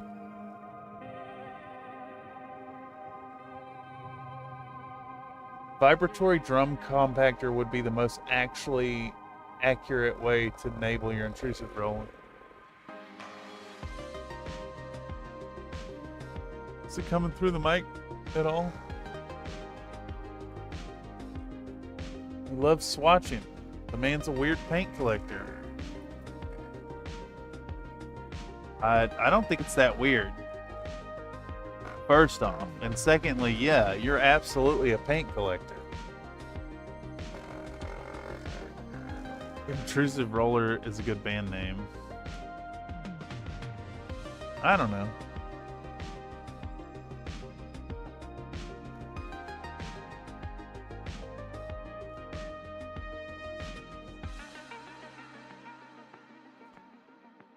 Next.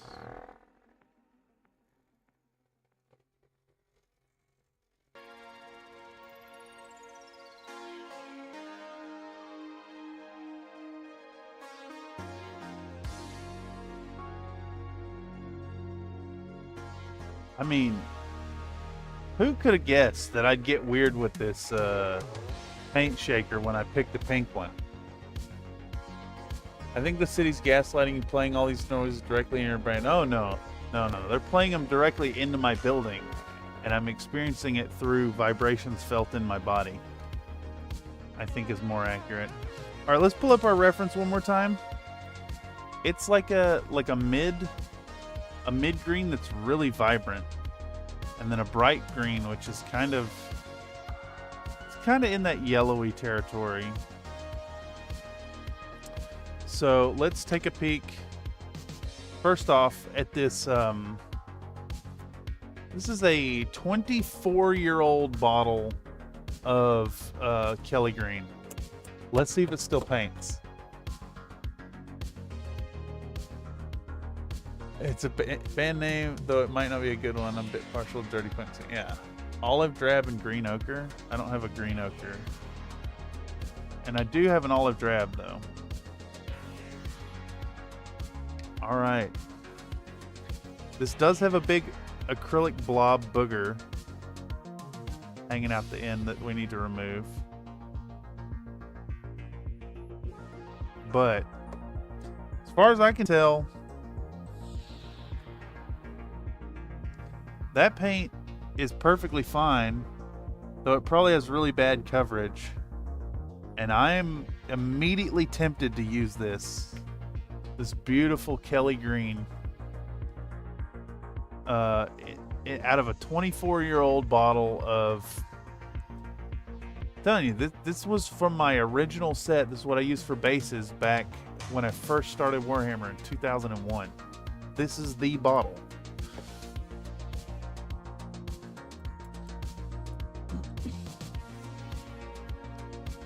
Probably paid 35 cents for it, to be honest. You can still get Apple Barrel for like 50 cents a pop, 70 cents a song. No, I'm not going to eat that booger. You're insane. Any orc mid-tone will work. There's a munitions disposal field out near me, and when they detonate the munitions, it shakes everything in the whole county. It's nuts. Took a while to get used to it. No, it's berries are just boogers. Oh no. Add a dash of retarder and some flow improvement, you have a mini paint instead. Yeah, exactly. Yeah, I may have to add some medium. I am leaning towards this Luftwaffe camo green though, as our kind of dark green color. I do have an olive drab. I got this camo olive green, but I think the olive green is a little more desaturated. I mean, I'm kind of on board with this Luftwaffe camo green. That looks really good next to that color.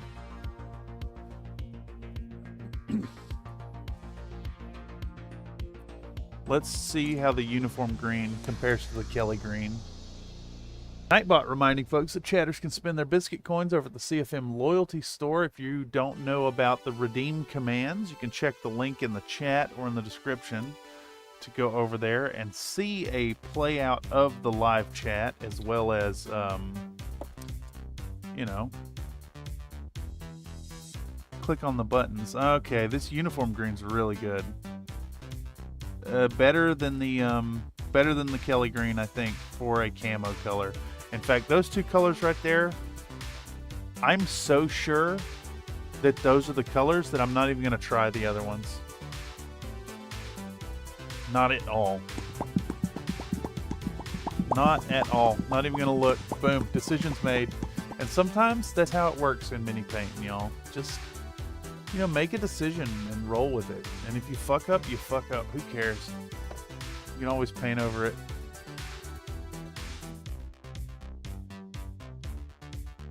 I'm a bit careful with mediums. I'm not real comfortable with the whole talking to dead people thing. I mean, but you're not talking to dead people. They're just making it up. They're cold reading you. All right, I think that's a really good representation of the colors we're after. All right, so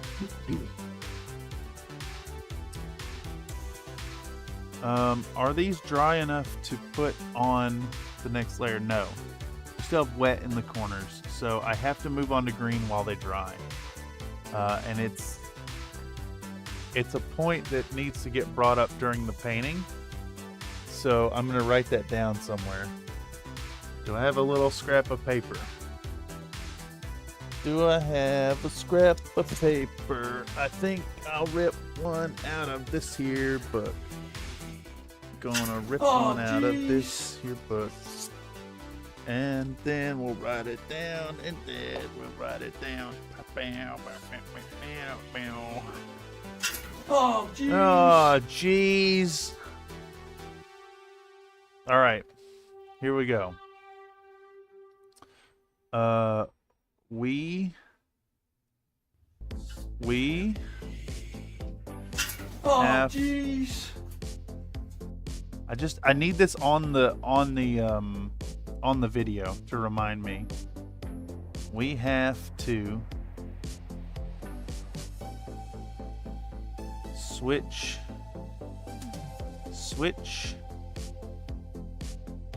to green.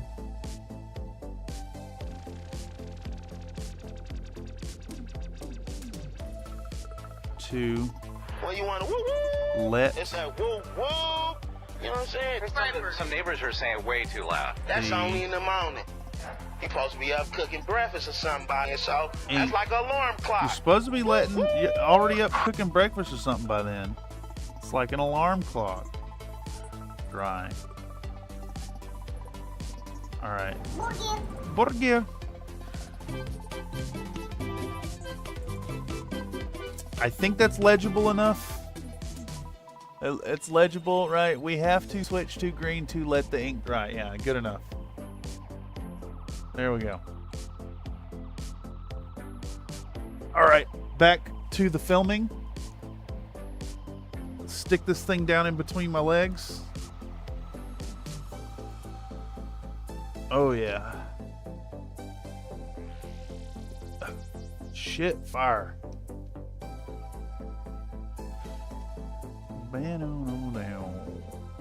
Okay. Get this going. Back to the camera. How? Not gallery, but camera. Pro video. Pop this. Alright, and then you're going to show this to the camera. For me, this is for my reference. No one else. This will not go in the video, but it needs to be seen.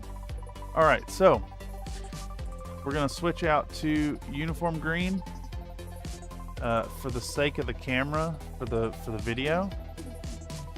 We're going to run it in OniLab for a second, even though I don't really need it again. It does do some wonderful things with the frame rate on the camera. We're going to put this out. Nice big blobbert of it. There we go. Maybe a touch more. We're going to dibble-dabble some water in it. 4 drops should be sufficient. And we're going to give it a good little stir down.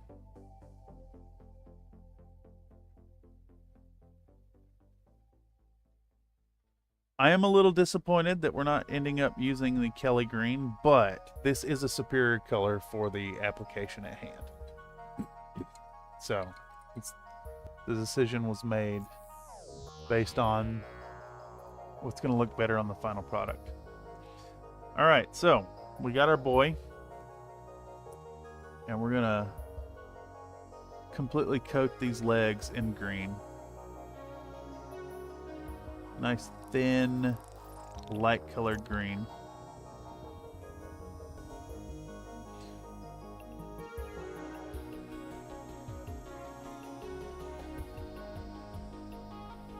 Just get it on there. Get our Crater Cobras turning into Crater Cobras with their nice split scheme. If you plug a switch into itself, you'll cause a network storm. Ah, yes. Oh yeah, are you now adopting the film a short bit instead of film anything? No.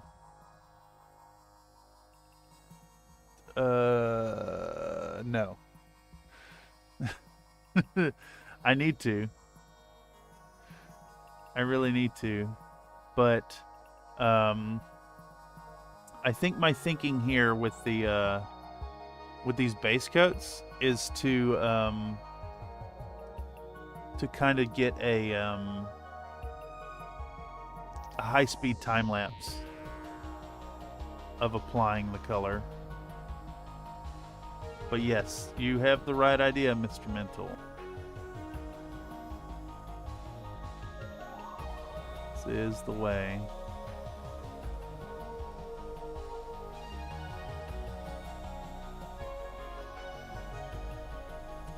See, the problem with filming shots instead of just everything is it requires forethought. It requires me to think about the shots I'm going to do while I'm filming. And unfortunately, I don't think that far ahead. It just kind of happens in the moment while I'm cutting clips. And then sometimes, of course, I'm like, what the fuck did I film this for? And it does end in a lot of wasted footage.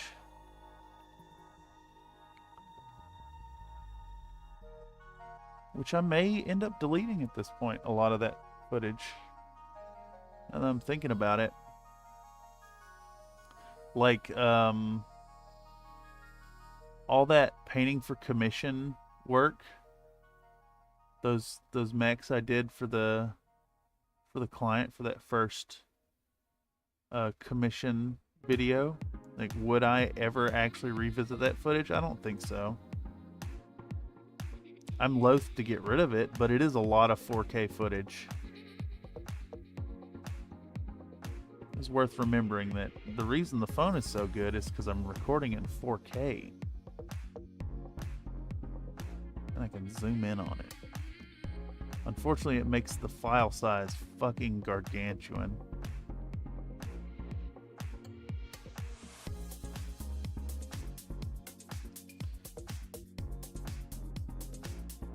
Alright, we're getting that green. I think what I'll do is I'll stop filming after painting this one.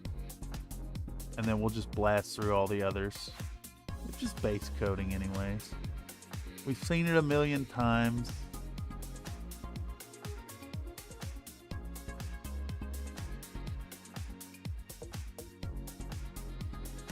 I do like those shots that show multiple mechs getting painted at once, though.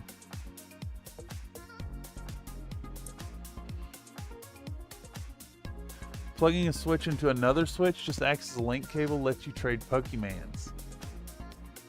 Ah, yes. But when you plug a network switch into another network switch, then you can make the magic happen. Lucky that network is just a medium and all the good stuff is safely locked away in storage. Ah, yes.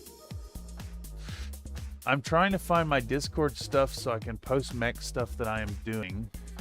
Entering boomer mode. Well, you're in good company here because all those Zoomer kids who are painting Warhammers call me a boomer. Even though I'm objectively not a boomer, I'm a millennial.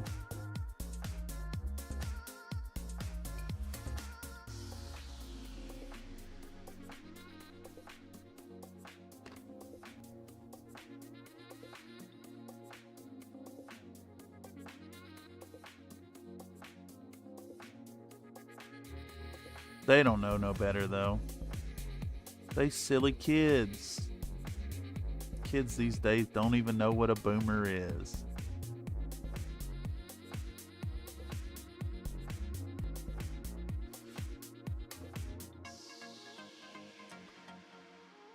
Bam, bam, bam, bam, bam, bam. Bam, bam, bam, bam, bam, bam. Bam, bam, bam, bam, bam, bam.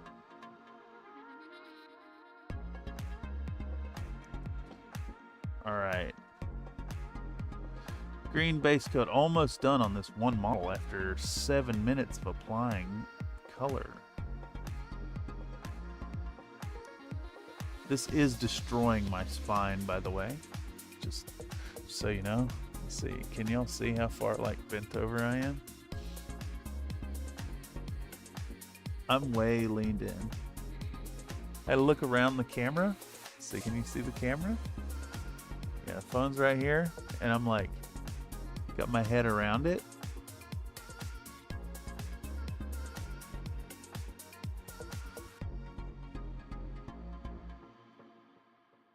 Okay, I think that is a coat of our uniform green. It looks okay. It looks very green. My back. No, my back is dead. Oh.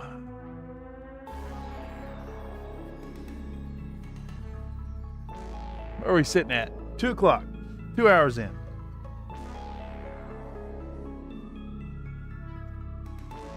Progress is being made.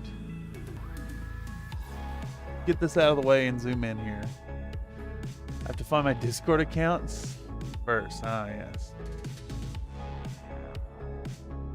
Nightbot just threw a link in chat. Should that work if you're already in? Oh.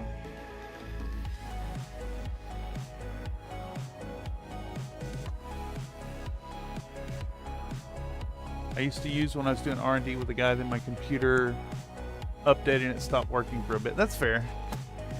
Discord has been acting a little fucky lately too, for what it's worth.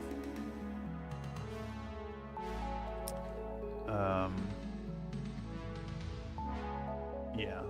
But hey, you get over there and it's a good place to hang out. For those of y'all who don't know, especially if you're catching this after the fact via the algorithm, If you want to hang out and get more involved with the Country Fried Minis community, we do actively encourage community building over on the Discord, link in the description down below.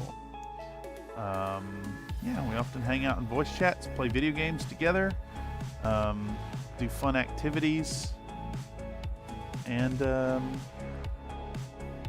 talk mad shit on each other. So if you want to get in on it, make sure to consider joining up. It's a good little spot. Lots of really, really talented folks. Knowledgeable individuals. And all around good peoples. Our rules are simple and we have biscuits. Virtual biscuits, that is. Biscuits for the biscuits.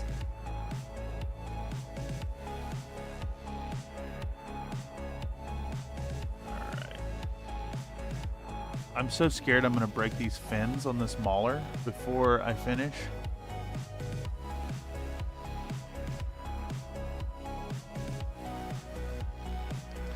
A nice sloppy base coat of this stuff. I think we may take the same approach now that I'm sitting here thinking about it too. Hit this with the green first, and then we'll do a we'll do like a wash coat, and then we can paint over that with the dark stripes of the Luftwaffe green. So I maybe do need one of those other greens. I think the refractive green might work really well for a wash color. Or actually, Nuln Oil. Not Nuln Oil, what's the brown one? Agrex Earthshade will be the one. I'm going to have to use GW colors on this. I'm going to have to. And I'll make a point in the video to tell people they have to use it. They have no choice. They have to submit to James' Workshop and give them money if they want to hobby at all. Even if it's just for a simple little bottle of Nuln Oil. N-U-L-N oil. It demands that you pay for it. Buy our stuff, says James' Workshop, as he holds a gun to your head.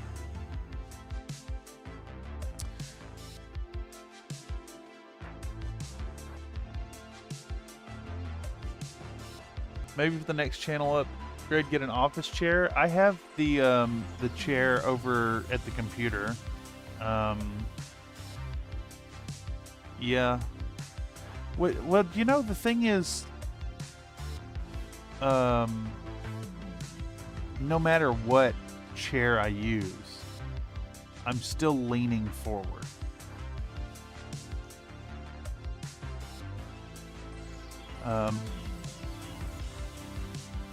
It's just part of the pain. This camping chair is quite comfortable for sitting in. It is nice on the butt.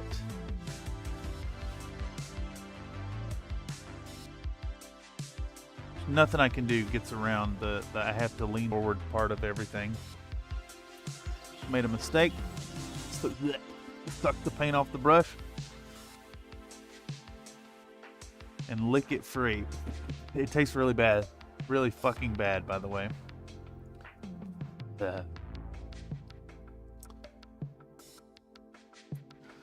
I mean, Vallejo may be the best tasting paint, but it's still bad.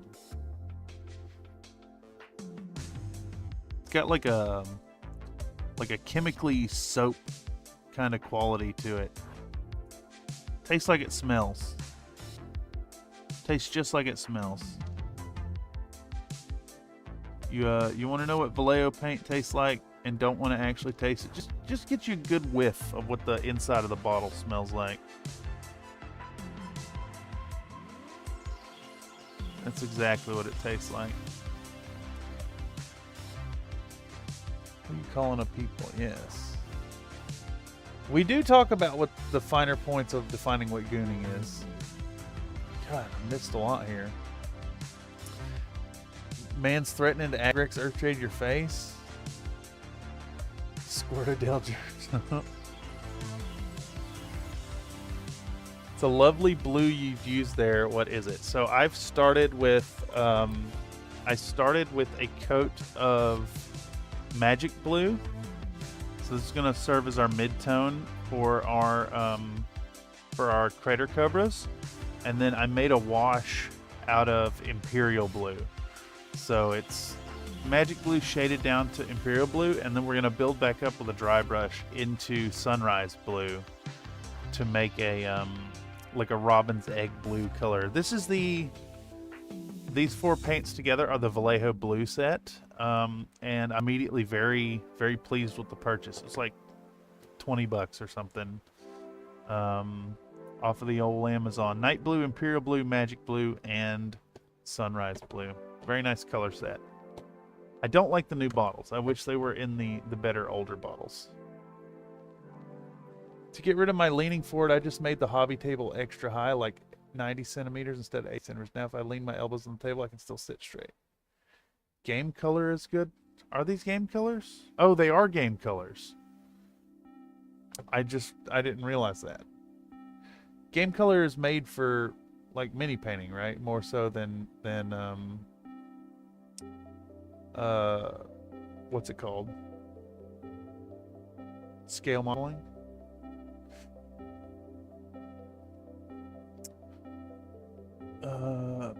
It's made for Gooning. No, it's not made for Gooning. This is inaccurate. That's a lie. You just lied to me. And you just lied to the audience. You shouldn't be lying to people. Let's put a little bit of extra uniform green out because I'm using it up pretty quickly. We're going to put that out and we're going to dilute it with another 2 drops of water. Just give it a good stir. We'll just use the same brush we're already using. I want it thin, but I also want it to have coverage. So trying to find that nice middle ground for runniness versus opacity. Oh boy. This set back up. I think you're the liar. I mean, yeah. Miles A says, I think the game color is meant to be more saturated, colorful line compared to the model color line. Yeah, I can see that.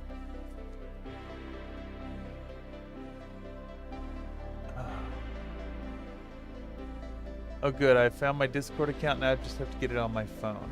Oh, nice. Really nice. All right, let's do more uniform green on our Hollander now.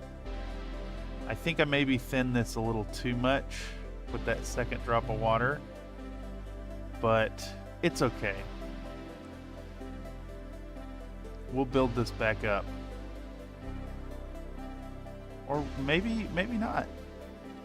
We may just lean into the like imperfect paint coating and then let the ink wash later do all the work for us. On the camo, we're going to hit it with the 2 colors and then slap an Agrex Earth shade over top of it. Wait, there's a 3rd color. There's like little brown stripings in it. It's basically like fat tiger stripe pattern of 2 greens and then some semi-vertical brown bits that go up and down it.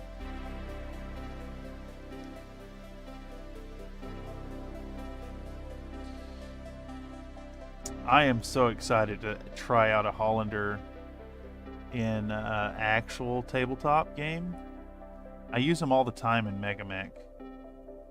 I love a Hollander. You get it in position and you fire a Gauss rifle and you miss. And every now and then, maybe 1 in 10 shots, you actually hit and do some really critical damage.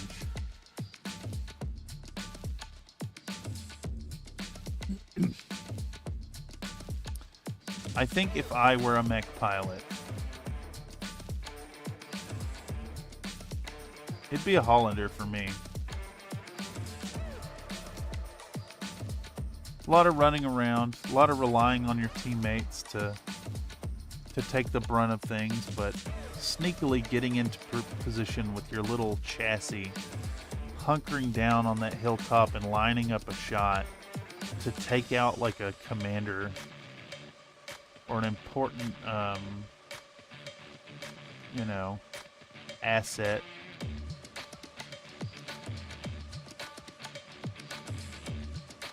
Using your agility to get out and around the main battle force and snipe that long tom artillery piece. Oh, it's so good.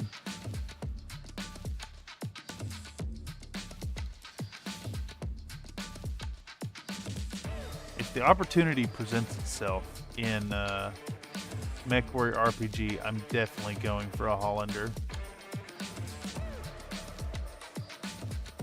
See if I can't get that in a position to dry. Our charger's missing a little green there.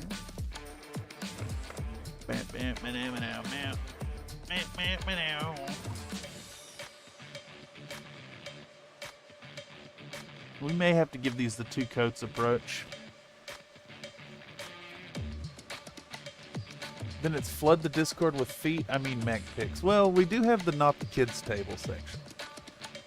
$10, the Hollander takes a headshot on turn 2. Hollanders don't run, they walk quickly. Yeah, that's fair. Hollanders ride bicycles. Yeah, right into the canal. This is true. This is true.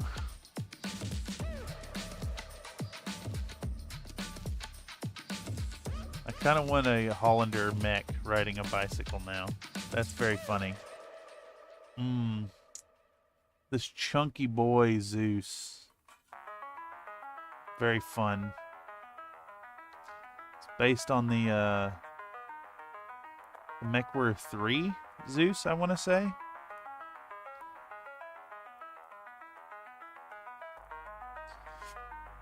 The Mauler is, I'm pretty sure also based on MechWarrior 3, but it looks just like the one from the cartoon as well. That just speaks to them very accurately representing that mech in MechWarrior 3.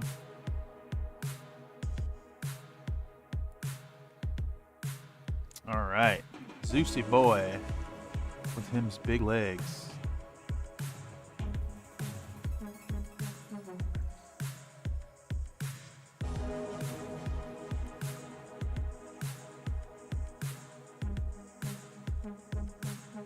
This one was definitely a departure from the canon design. He got a piece of fuzz on him. See if we can't get that off of there.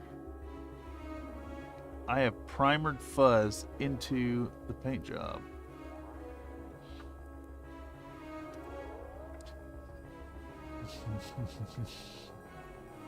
The Dutch Mafia is behind all of this. You gotta fix those tulip prices somehow.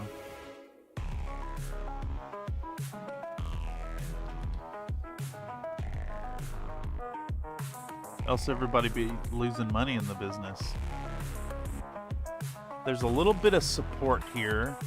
I want to try to break free. There we go. Easy enough.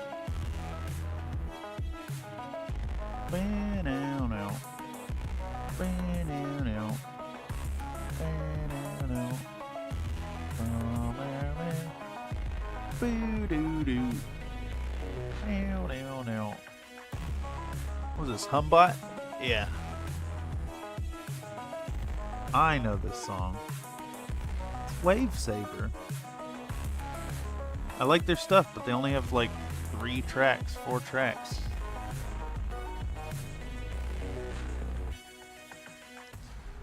Okay.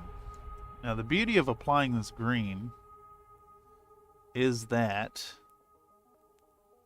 our blue is now actually dry, I believe. But we may do a second coat of this and do it proper Dunkin' Donuts style, since the coverage on this color hasn't been super great. Still got plenty of time. I'll be feeling the crunch later, but we're here all day, folks. This is an all-day affair. This is another streamed work day. So no pressure to hang out the whole time. I think I'm in the Discord.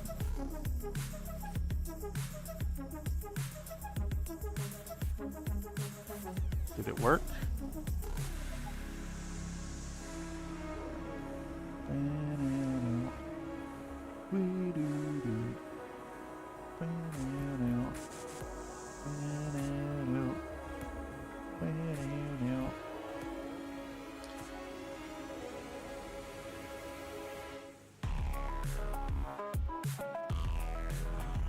Yeah, I think we have no choice but to do a second coat of this color.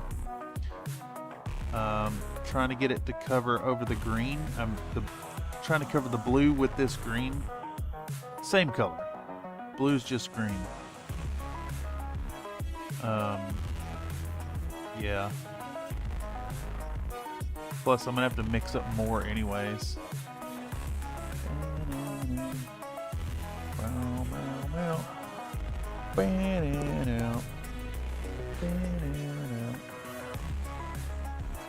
Tech Marine pop up there. Secret message? I have secret message? How so secret? I'll check it in a moment.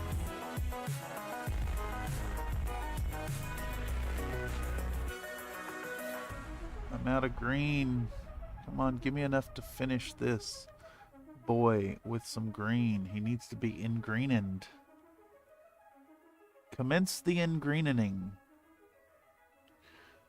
Greenification. The greenification wars.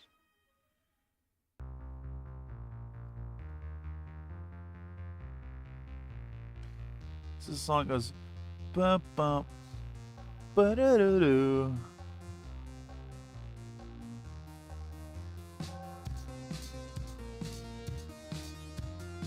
All right. Guess I'll check it.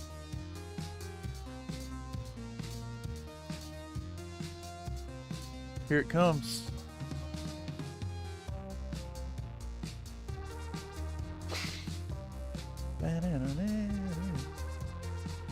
Don't open it. It's a redirect to something from the old net. What the fuck are you talking about? I'm checking it. I'm gonna check it though.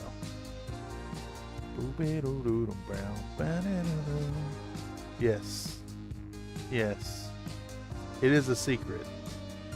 It is a good secret. A secrety secret. That you can't know because it's a secret.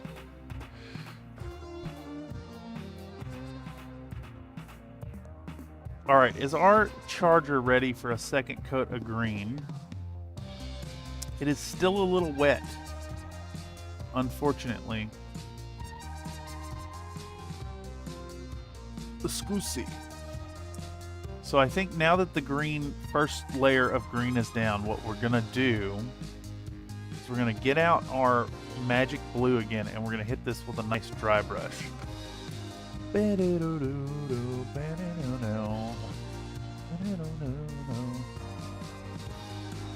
need a good dry brush though.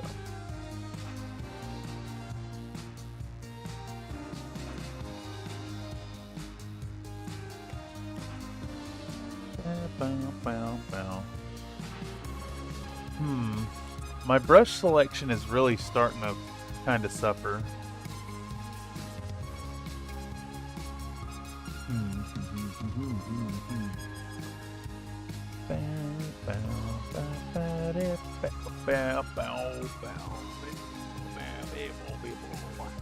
Where's a good dry brush? Is this a good dry brush?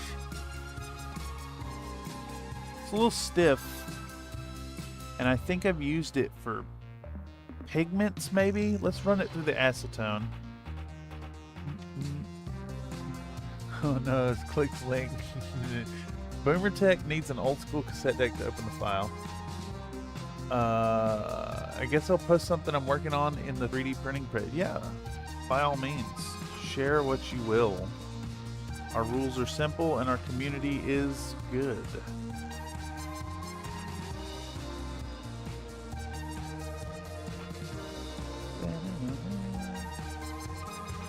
Actually, if you're going to post something to be shared and gawked at, then that can actually buy me a second to let this green dry enough to put a second coat on.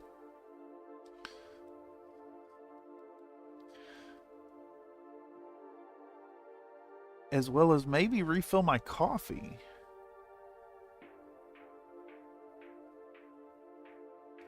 I'm kind of at a loss as to what is all over this brush.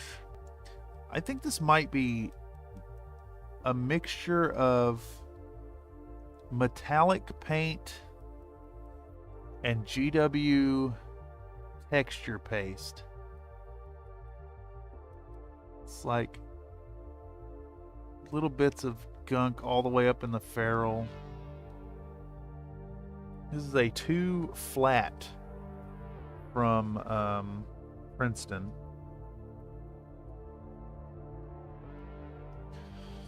Yeah, that's fucking gunky. Pour it directly in the trash can. Right on top of everything. Alright, yeah, I'm gonna hop up. I'm gonna fill my coffee. We'll segue over to the other machine for a second. And instead of jumping right into the magic blue, we're gonna do a second coat of our green so we have nice coverage, which needs just a moment longer to dry out. And you can see, like on this guy, the coverage is really spotty because I made it so thin. But we'll Dunkin' Donuts it. We'll make it work. And we're gonna use this 2 flat for our dry brushing. Yes. Give me a moment, y'all. It's coffee time.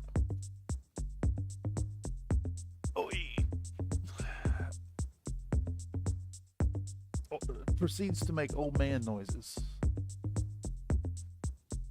Coffee time. Coffee time. Coffee time.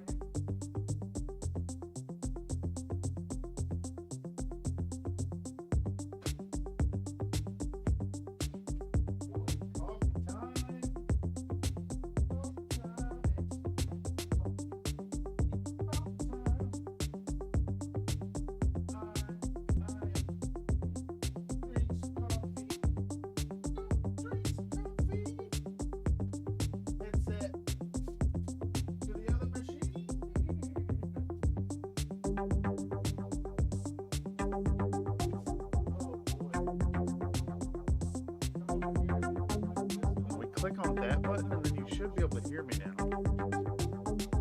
And with that I can excuse me. That was directly in the microphone. I apologize. Camera active. Cats on the screen. You got something in 3D printing. Wait. I don't see anything yet, mister. Are you waiting on the upload? It is uploading, yes. Okay. Alright.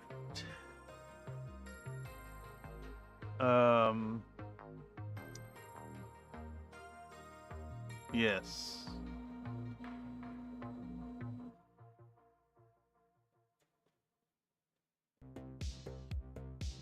Okay. I jumped the gun a bit. We have 49 minutes on our bases. In the meantime, let me show you the bases I chose for our boys. There it goes. There it goes. What are we looking at here? You're gonna have to walk us through this.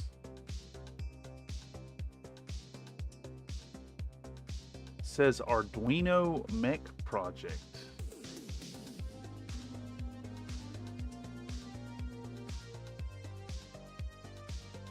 Is this going to be a remote control thingamabob?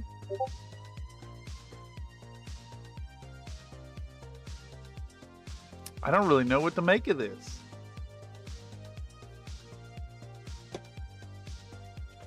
Remote control urban mech? I see fun things happening back here.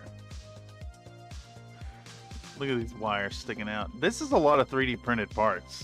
This is crazy. A mini scale Mackie. I like it. I dig it. I absolutely dig it. I have a Mackie that I want to paint on. Haven't got around to it. Remote control Mackie. Too good. Look at that lad, though. I mean, it's hard to beat the original Dwayne Luce artwork. I love me some Dwayne Luce work. He's really like doing artistic and experimental stuff here. Like, what's going on with this? This is almost like a half cutaway effect right here, leading into some kind of vent that doesn't make any sense. That'd be cool to see as you progress. Arduino stuff is so fun. Yes. Can't wait for the dong turret. He's got a double dong turret. Those are just medium lasers too. Yeah, I love the Mackie. It's funny. There was one of them that just puts a second PPC on it. Yeah.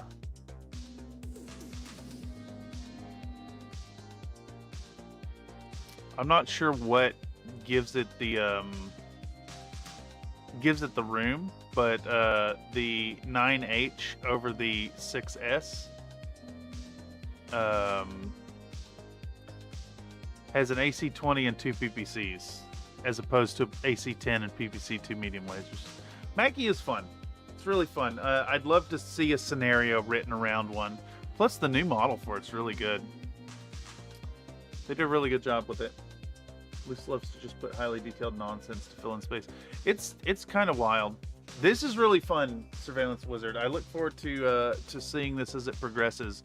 It is definitely a bit skeletal at the moment and hard to make out all that's going on. But I do see that it is a quite complicated project with lots of parts.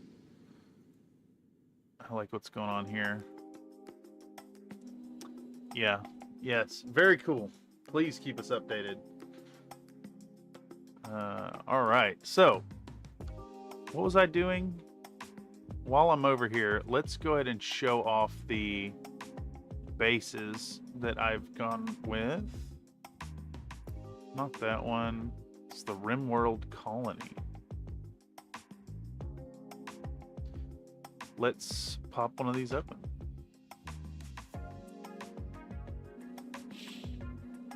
So, y'all might recognize these as the bases I used with the, God, what were they called? The blue streak or blue something. The militia guys, the Capellan militia boys are on these bases. Although I used the FDM printer instead of the resin one, so I'm blasting out 6 of them right now to mount. I think these will take detail really nicely. You've got these areas which will just eat up a wash, and then you can dry brush the whole surface with metallics. Actual mechanical mat, yeah, exactly. It is very cool. Very cool, Surveillance Wizard.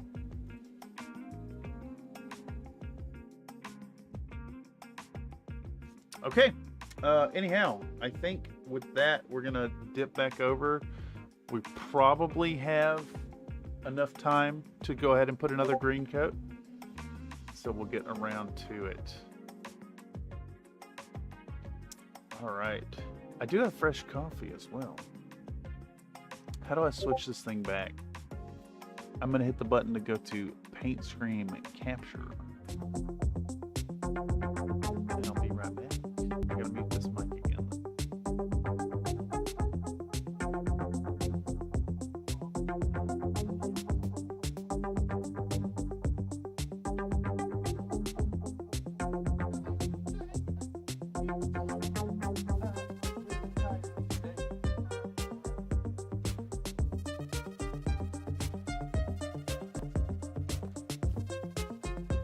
You know, it's funny, y'all. Community members know that I tend to be lazy and not put in the hours I need to here on the channel, even though it technically is my job now. Today feels like a work day. Today feels like a work day. I'm very tired. I'm very tired, but the work must go on. It must get done. I have a promise to uphold. And several more hours of clocked in time to get it done in. We go with 4 drops of water in this puddle here and give it a good stir. Get this going. Yes, yes. That maybe is thin enough. I can't really tell.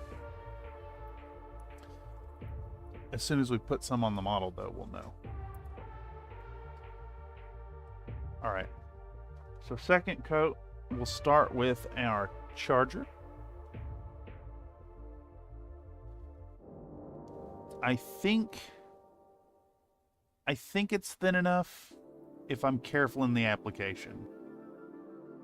No, we need to put another drop in it. We want it thin. We need it nice and thin. Nice and thin. Needs to be...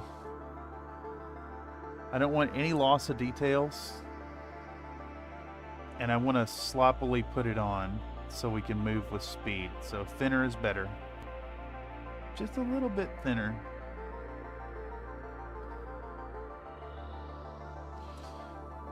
Blast right across this boy. Thought I had a smaller brush too. I don't know what I did with it. Is this the small one?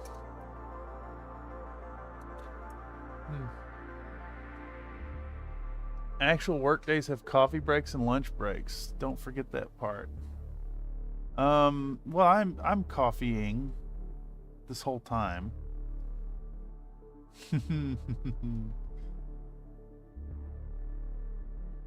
Besides, I've only been at this for 2.5 hours. We're just getting started. These boys are getting done today. I mean, okay, so there is one thing that could upset the process, and that is if this 3D print fails, in which case I'll need to just paint the mechs and worry about the basing later. But we'll find out in about an hour. Those will be done and I can start brush priming them. And we'll just juggle the parts until we get this thing done, and these fellers are going to be nice and tasty looking by the end of an evening of work. They got to get done. I can sleep when I'm dead, you know?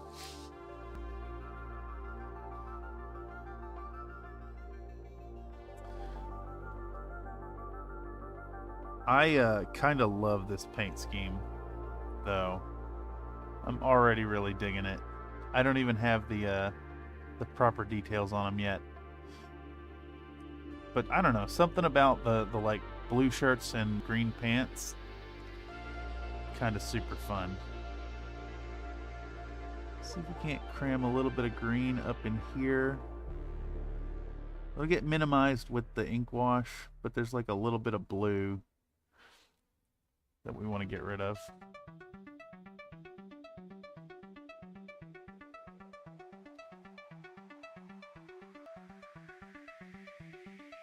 Okay. So we'll do 2 coats of this green. We'll do the big fat stripes of our, what is it, Luftwaffe camo. And then we'll do some vertical stripes of, we'll probably go with Flat Earth, honestly. Don't you want to do another rattle can prime? I could indeed. Question for the effort saving: does weathered camo need perfect coverage? No, not at all. But this one here, this second coat is necessary because I thinned it too much. And we just want to get a second nice clean bit of coverage. I think, honestly, I think we might even skip the weathering on these mechs.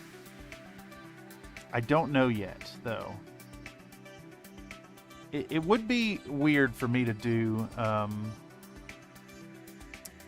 to do some chassis without sponge chipping them, though. And just every single episode, I'm hammering home that a cheap trick you can do to make your mechs look more in scale and like you put more effort into them than you actually did. Fuck. I got green on the blue. This time I switched out a brush so I didn't just suck the green off the tip. I am licking it a little bit, but it's far less paint than just sucking the green out of that.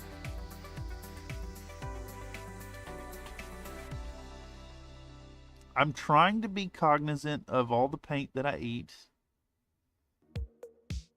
I think I've probably hit a critical mass at this point where, like, I gotta stop eating the paint. It's bad for you.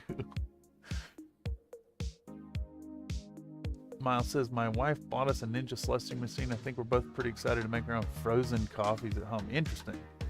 You're addicted to sponge chipping? Yeah, a little bit. It's such an easy technique. And I'm sitting here thinking about how good the black, brown, and hull red mix is going to look on this green camo. I may just have to do it as a default.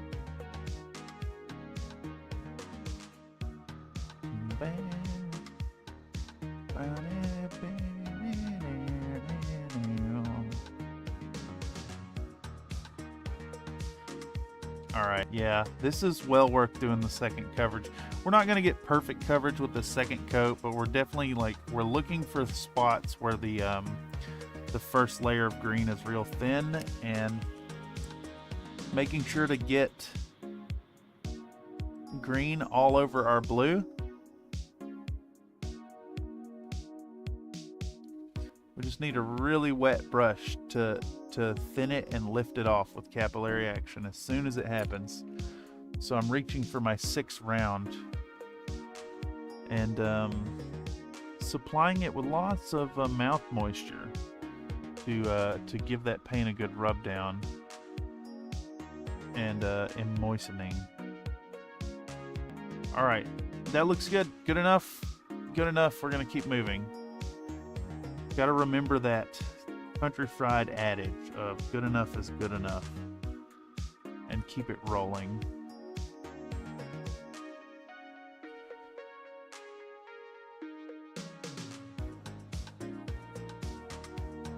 All right, we're blasting through this. This is great.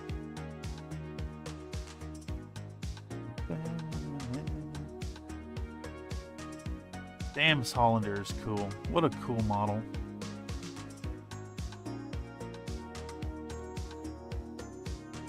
Just imagine how pissed off you'd be. Just going along, minding your own business, doing some Merc runs, and a lance of 4 of these assholes with elite pilots peers up over the hill, cranks off some golf shots at your lance, and then runs off into the sunset, never to be seen again. In fact, you didn't see him on that alpine hill there because of the Crater Cobras color scheme. It is a little sad that the Crater Cobras appear in MechWarrior 5 and don't have their Crater Cobras paint scheme.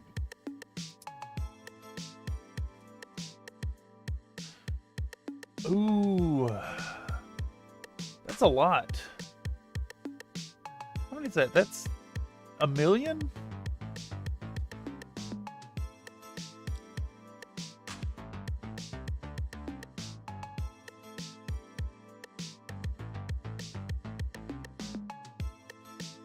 Rolling dice, getting wins. All right, quick coat. Just deepen the color, make it a little more readable. Salute the sun. I'm getting messages. Oh.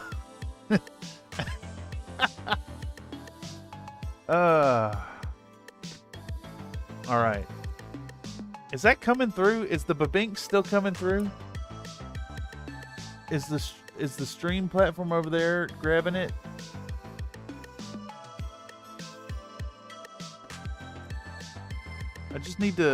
I need you guys to know. I need you to know about the pings. The pings that happen from this community. I'm not sure exactly where they're getting picked up from, but while I'm streaming at the workflow station, not over here, hopefully not, you're not hearing that, the stream picks up all those Discord notifications. I see you trolling.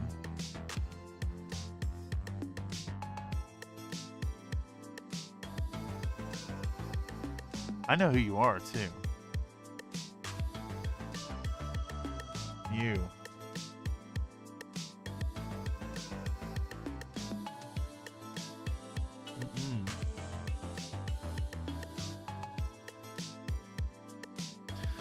Okay. Zeus is very nearly double greened. Not to be confused with double gooned. Because it's not for everybody, you know? I think most people couldn't handle a single gooning, let alone a double. It takes a practiced hand, you know? You gotta take supplements. You gotta do the, what is it? The Kundalini activation?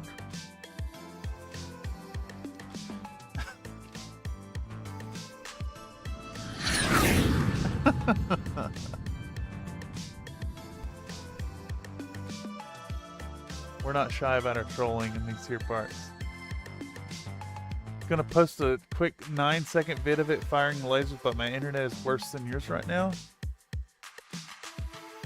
I think I see a video over there.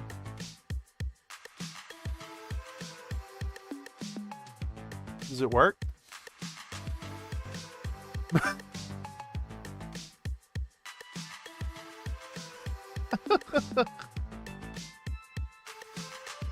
I see the double bing.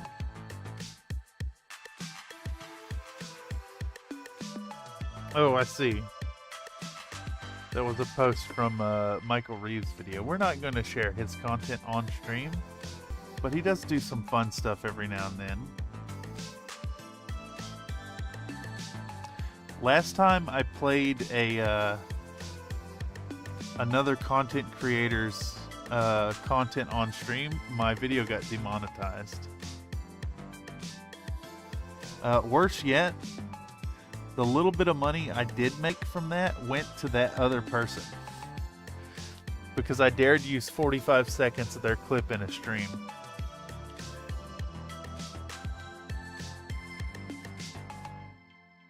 It's disgusted. Disgusted.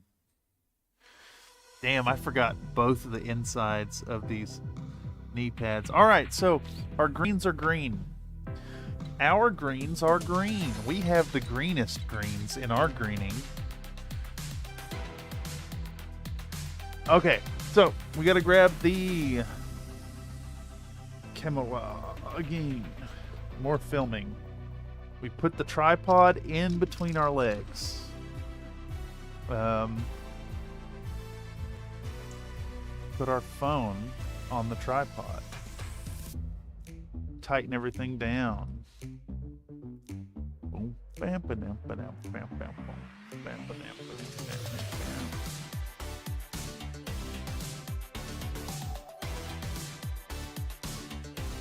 How do I do this? I go apps, camera, pro video. There we go.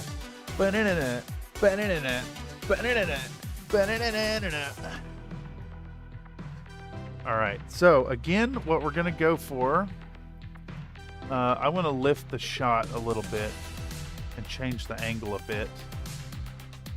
We're gonna hit the go, and we're gonna show our magic blue to the camera, and we're gonna give it a shake up, and we're gonna put some out.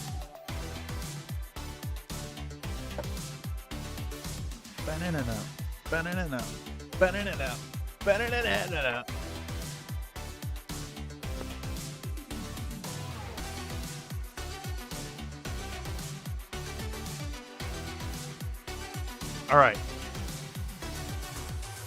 I'm going to get this out of the way. I'm going to go back to our charger, which is still kind of wet. How do I hold this damn thing?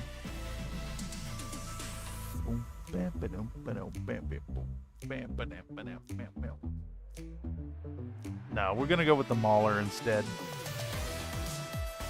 We're gonna get this brush good and saturated, so it's really nice and coated.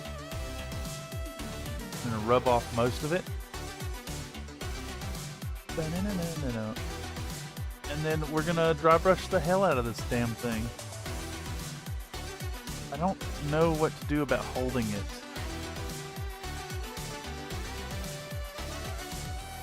We just want to reestablish our original blue.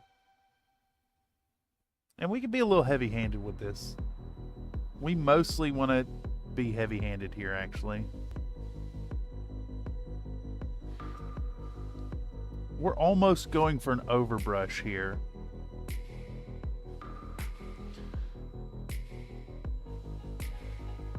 We almost want to do an overbrush on this.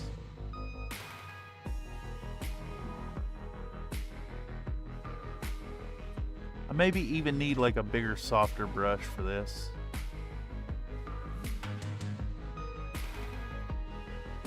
Basically, we're just reestablishing, reestablishing our magic blue.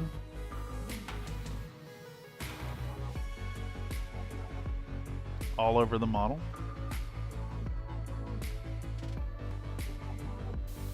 In a very heavy-handed fashion. Who's that?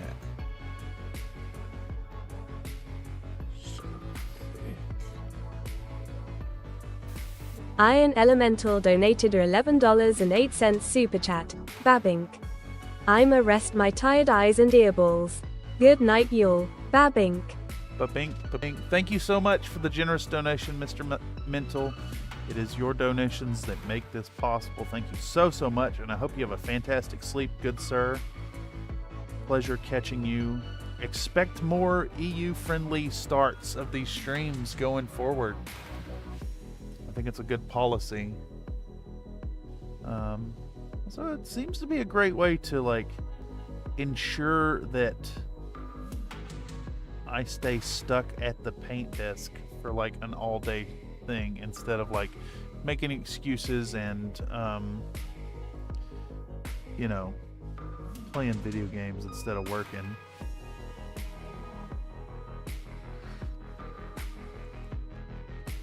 I gotta admit, the real struggle of trying to work at home from the computer in a form of content creation is getting swept up in the community aspect and not actually doing any of the work. Don't get me wrong, the community stuff is great. Best part, my favorite part. But, you know, you gotta actually paint the minis. Unfortunately. And I think that's worth remembering as well. That you can't paint minis by not painting the minis. So that's always a factor to consider when wanting to get your own minis done.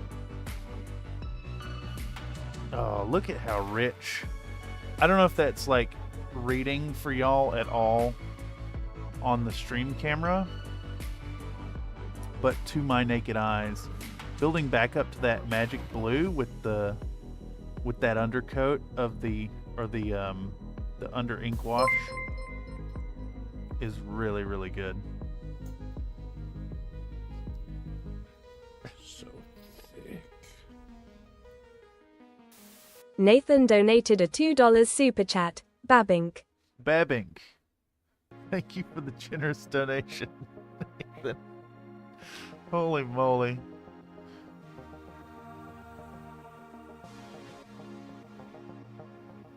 Babink. Babink. Babink. Babink. That's the Discord sound. Babink. It says babink. I can't remember what stream it was, but there was definitely one where I don't think it's so much the community discovered that it makes the noise into the mic while I'm streaming, as much as I pointed it out because it was driving me bonkers. Damn, that blue looking good, y'all. Looking real, real good.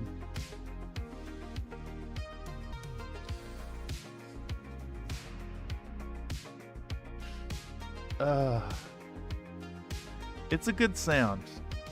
The bink is a good, jarring notification noise.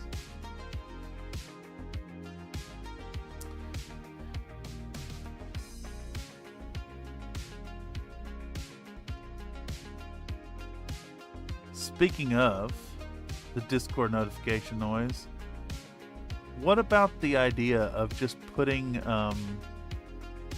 like complete non sequitur random Discord notification sounds in my videos? Wait, you paint minis? When did you start this? It sounds like so we're just supposed to collect them and then also complain about something about having too many to paint. Oh yeah, no, you can do that as part of the painting.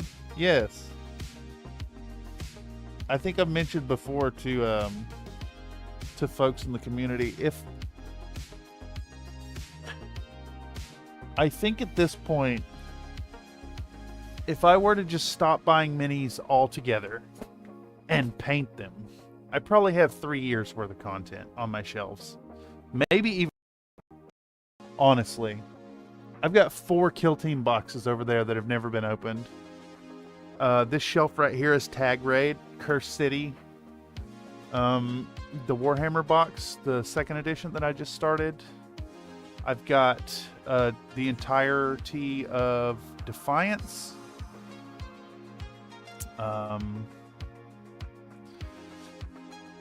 Multiple Infinity Armies.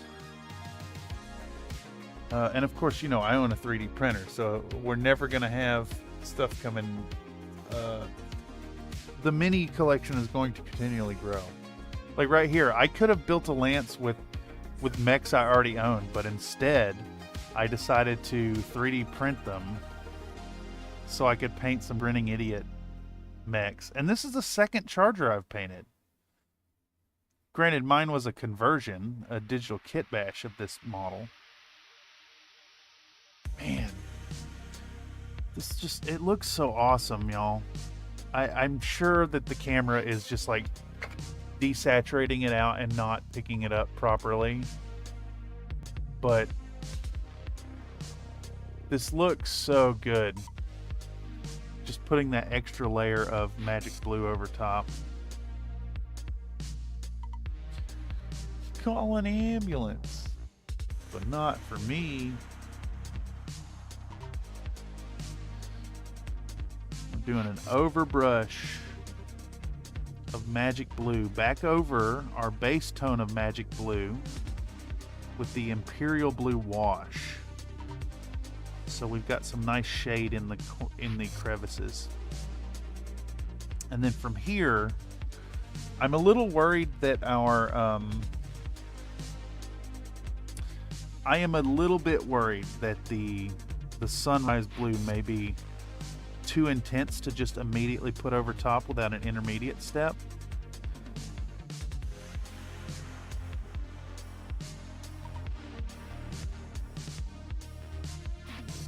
But I think it'll be okay. We're not going to go as heavy with it as we are right now. Damn, it looks great.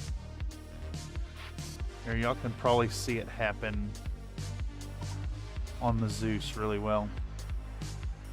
So, yeah, the blue is definitely darker than what this camera insists. But let's just...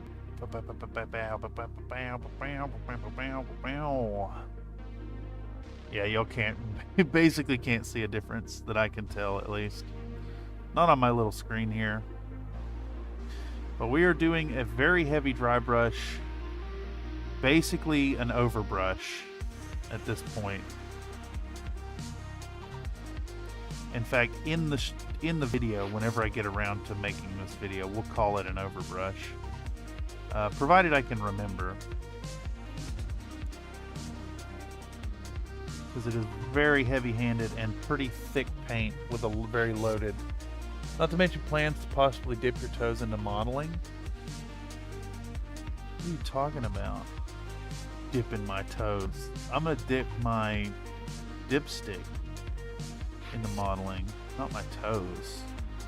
Can't do it with your toes. It's not how it works. Unless you're a toe model, and then you could model with your toes. I just picked up some wet paint from somewhere. I think it was down in the crevices there. Need to be careful.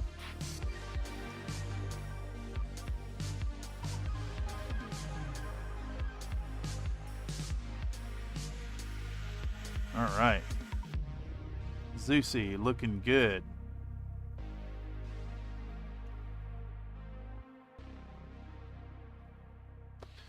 All right, let's go back to the Hollander. Hollander time. Hollander gonna get blasted. That magic blue. Very heavy-handed, very sloppy. Run it over it. We just want to keep we just want that ink wash in the crevices. We're trying to basically remove all the surface staining with this coat application. Reduce all that ink wash to just the crevices.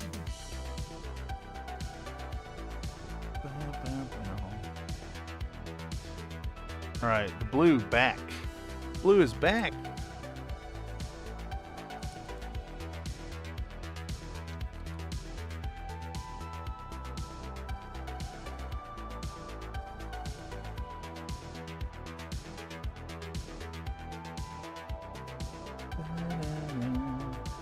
Alright, so our paper towel's pretty saturated, so we'll just fold it over. Get it going. Take a sip of my Cafe Bustelo.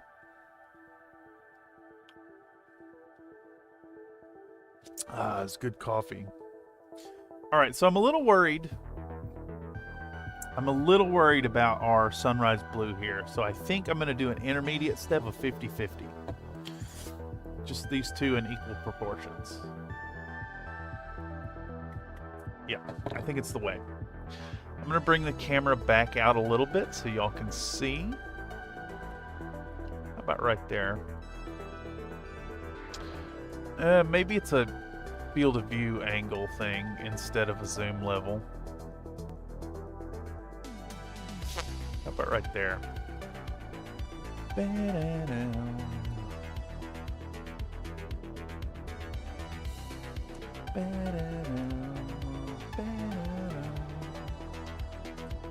Alright, I somehow got white on these mechs. See if I can't.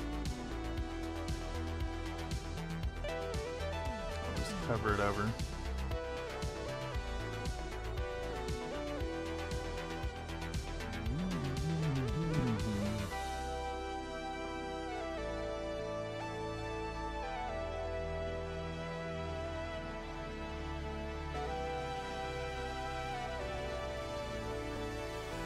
So I'm fighting my tripod at the moment. I may have abused this tripod in a fit of rage at some point. And by may have, I mean explicitly did. At some point. And one of the supports on the legs is a little weak now. All right, let's get in here and paint. Yo, let's get in here and paint. All right, who are we dealing with? We're going with Got our pro video back out. We're gonna hit this. We're gonna show these two together like that, except I need them to focus. Bam. It's not focusing. Why won't it focus on that?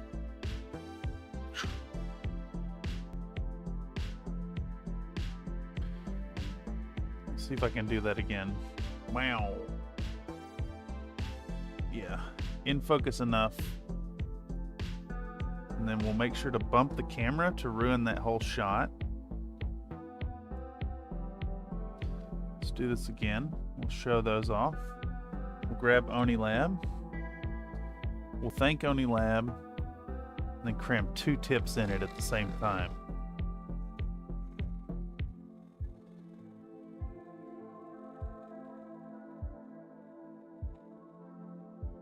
You should desaturate that with something other than white. I feel like robin's egg blue is very finely defined.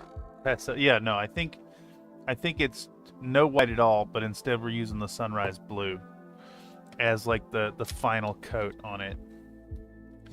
But we're gonna do a twofer.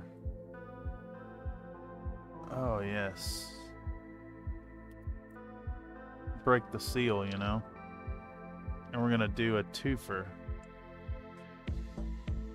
50-50. Now which lid goes on which? The blue lid goes on the blue, and then the blue lid goes on the blue. We're gonna take our new color here, and we're gonna jam our paintbrush in it. And we're gonna bring this down, and I have the previous color if I need to bring it down further.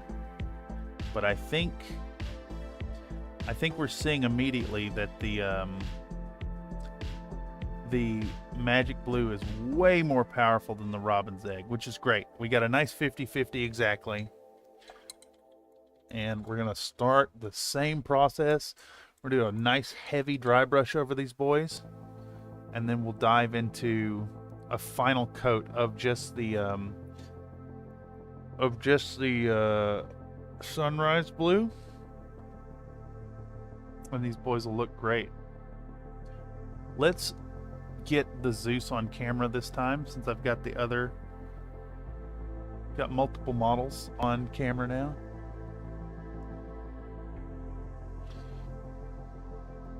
Here, I need to come a little closer here so y'all can see what I'm doing. Trying to hit the middle ground between like filming it with this camera and also streaming on this camera is pretty intense. All right, we're gonna start just dusting our boy. Dusting our boy. Boom, boom, boom.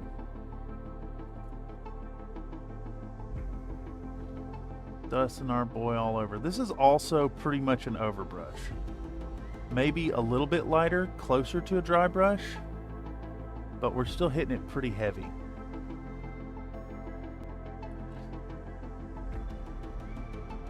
I don't think, in retrospect, that we're going to get down to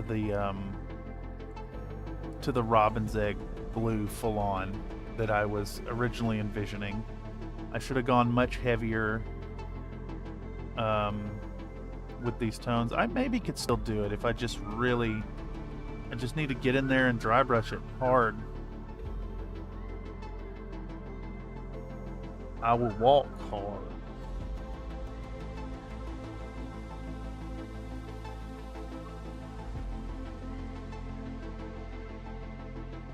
A lot of sirens going by at the moment.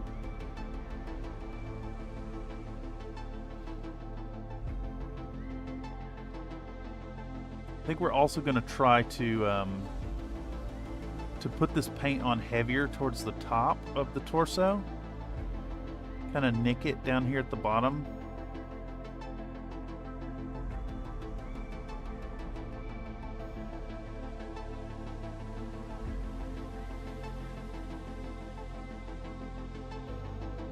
But it is still very much in the overbrush overbrush style painting. Just go doubly heavy on the top.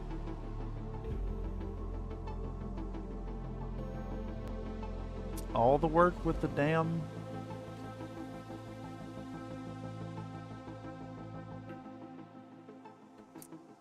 Now, why is this paint still so wet? We have some darker paint that's like, I think it is not drying up under the arm at all. Like pulling up and out.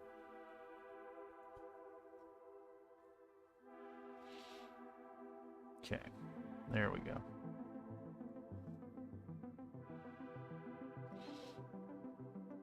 And that looks pretty good to me. Going with a dry brushed look. They are not going to be Robin's Egg Blue, unfortunately. Dry brush with very light grayish. Well, I think the problem is I needed to use the I needed to use that. God damn it. Come on, tripod. That's also a website hosting location. I think I needed to use the sunrise blue as the base tone to achieve the actual look that I needed to get. So we're ending up with a much darker look anyways. And that's fine. I'm okay with it. We'll just do this real heavy on these boys. Nice heavy, basically an overbrush again.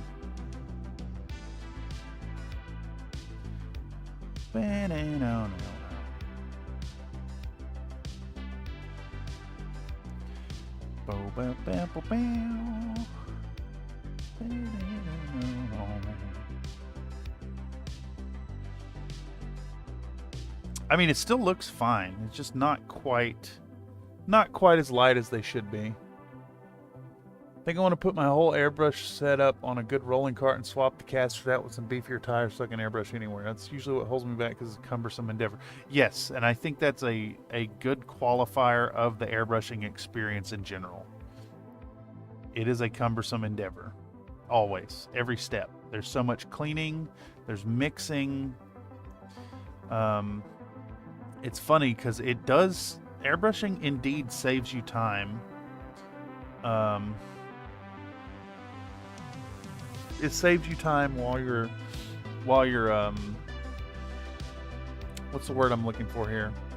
In the individual steps, like applying a color, it comes out smoother and more beautiful, but the time you save in that is lost in the setup and breakdown. So it's not actually a net time saver.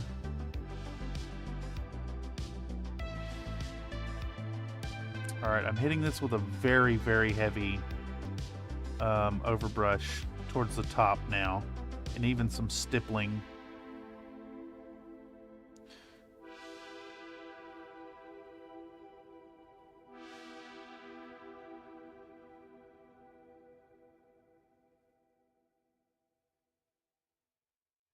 Okay. I think I want to hit this guy one more time with a heavy coat across the top, like a real heavy overbrush right there. Right across the top. Okay, we're going to move on to the charger. An hour of stuff for 10 minutes of painting. Yeah, exactly. Do it like a dry brush glaze. It'll be messy, but very soft.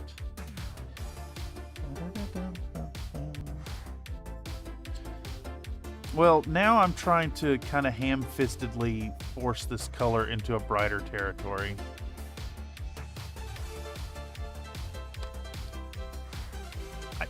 This is a bizarre thing happening. So I'm holding these models. I have a little bit of dried primer on my finger, and like,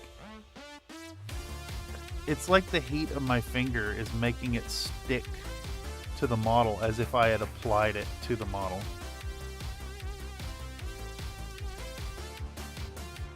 Boom, bam, boom, boom, bam, boom, bam, boom, boom, bam, boom, boom, bam, boom, bam, boom.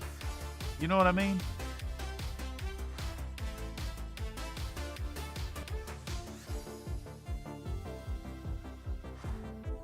Just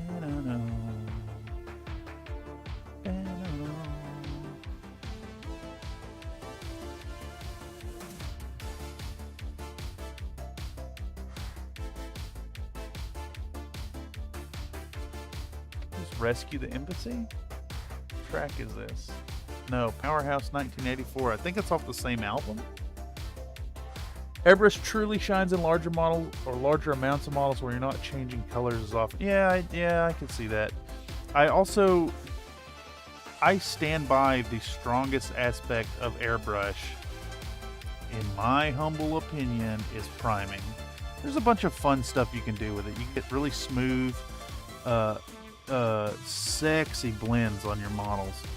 But the fact that I can prime indoors and not die to the fumes is really fucking cool.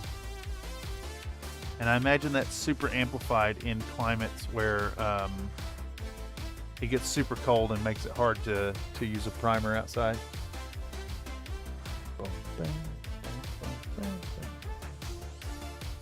So poly in the primer, I'm not a fan. You can peel a whole freaking paint job if it's not fully cured. Take like 7 days fully cured. Yeah.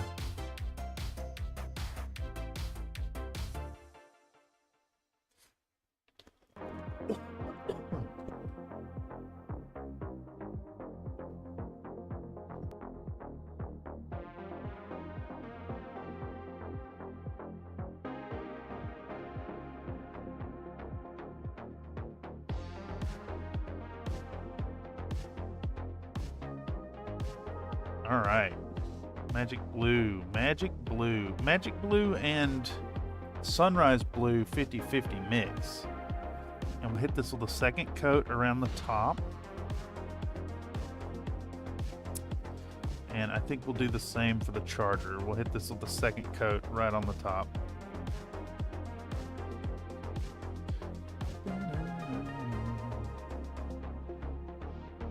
But just at the top, we want it. We're enhancing the focal point of the cockpit and the center torso. All right, so same deal, except now we're gonna do our. Are you fucking kidding me right now? Tripod hit the light. Light fell forward. Light knocked paint off the desk. I just don't have any fucking room to do things.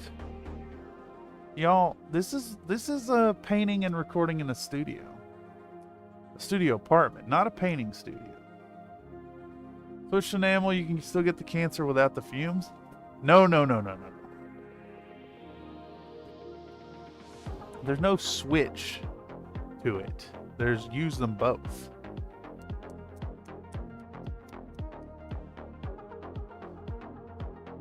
I think my SD card is full.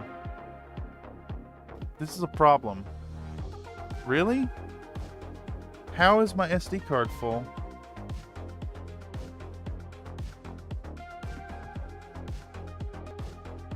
Is there footage on here?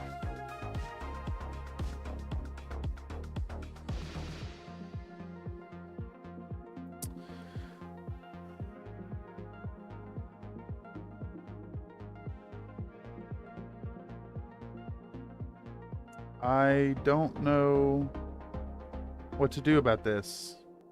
I don't know what to do about this at all.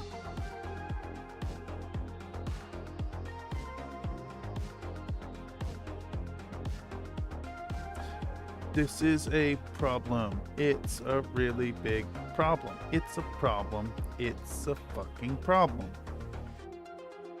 Really big problem. It's a really big problem. What is the footage? What is the footage? The footage is Armadillo Man.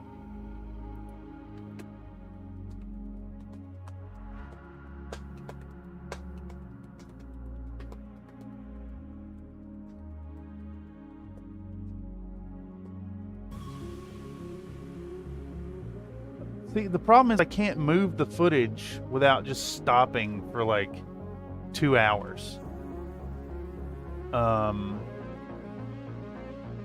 But I also can't move forward on this project without recording since I've started recording.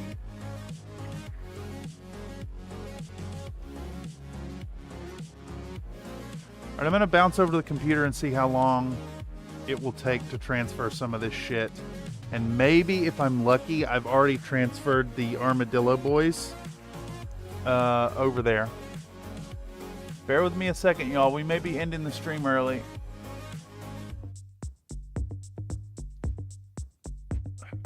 Fuck's sake. Why would I not prepare? Oh, oh, oh.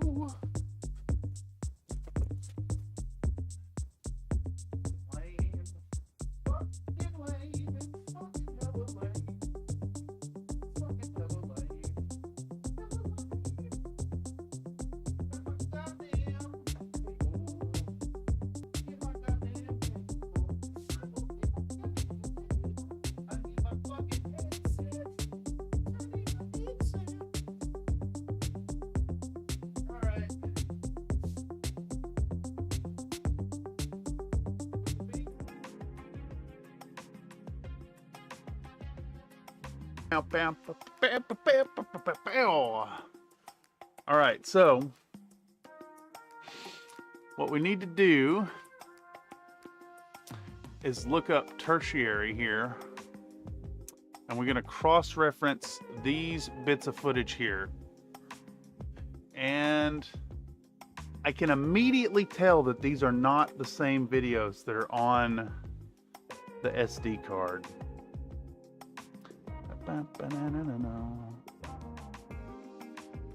So, what could we do here in the meantime? I think what I'm going to do is power off this phone. And then we're going to do the thingamabob. Armadillo Man's. Armadillo Man's is happening eventually. We're getting there. I just, it broke me. It broke me a little bit. And I haven't looked at that project. It fills me with disgust. But it's another one of those, like, the community voted on it, so I'm going to tease the community for a fucking year before it comes out. You know how it goes.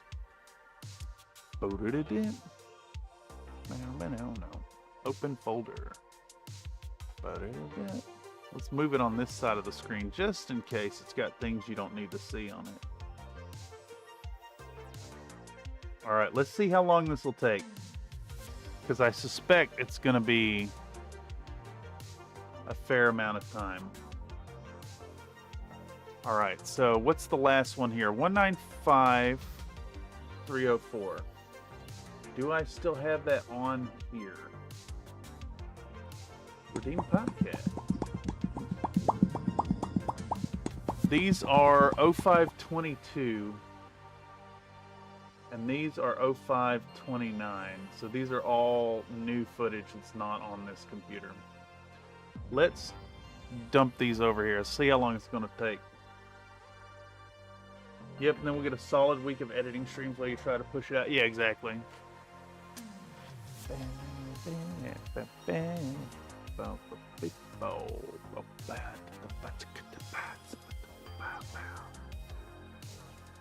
$26 minutes for that section, and then I've got just as many, so we're looking at an hour to upload. I think the most reasonable thing to do here is thank you all for stopping by and ending this stream. It's unfortunate. I am going to finish these boys, but it's going to turn into it's going to turn into lunchtime. Yeah, I think that's accurate. Another Nate. It's going to turn into lunchtime, and then I can't resume this stream and have it still be the same stream. So, yeah, thank y'all for stopping by. I fucked up. I didn't clear my SD card. And because I decided to start filming, I need to continue filming. On the plus side, let's do this real quick. Let's fucking My bases. Let's regard these bases. Let's regard these bases and see how they came out. They look crisp and clean and ready to go. So we have bases. I see some small points of failure. I think that unfortunately a lot of people make their supports at a resolution that's too small for my printer. So these are pre-supported. The leading edges of these hexes might be in really shit condition. So we'll give those a peek. I'm going to be priming those and continuing to paint. And if you guys are members of the Country Fried Minis Discord, I will have pictures from the game for y'all tomorrow evening after the game. So, in any case, that's all I have for y'all. That's all I got. That's all we're going to do tonight. I was going to stream an entire workday, but instead, I'm going to end this stream and I'm going to continue with my workday. As you can see, we got about an hour of footage transfer to handle. So that is what it is. Come hang out in the Discord if you'd like. Anyhow, thank y'all for stopping by. It's been a wonderful day of working so far. And these guys are going to look fabulous, but they're not going to look fabulous on stream any more so than they already are. So that's all I got, and we're going to have to shut it down early. I'm really sad to do so. But it has been 3.5 hours almost already. I've got another 6 ahead of me. Anyhow, lots of love. Thank you all for stopping by. Remember to be happy while you're painting, and of course to know that your participation here on Country Fried Minis makes me happy while I'm painting. Thank y'all so much. I couldn't do any of this without community input and the generous donations of the crowd. Holy moly.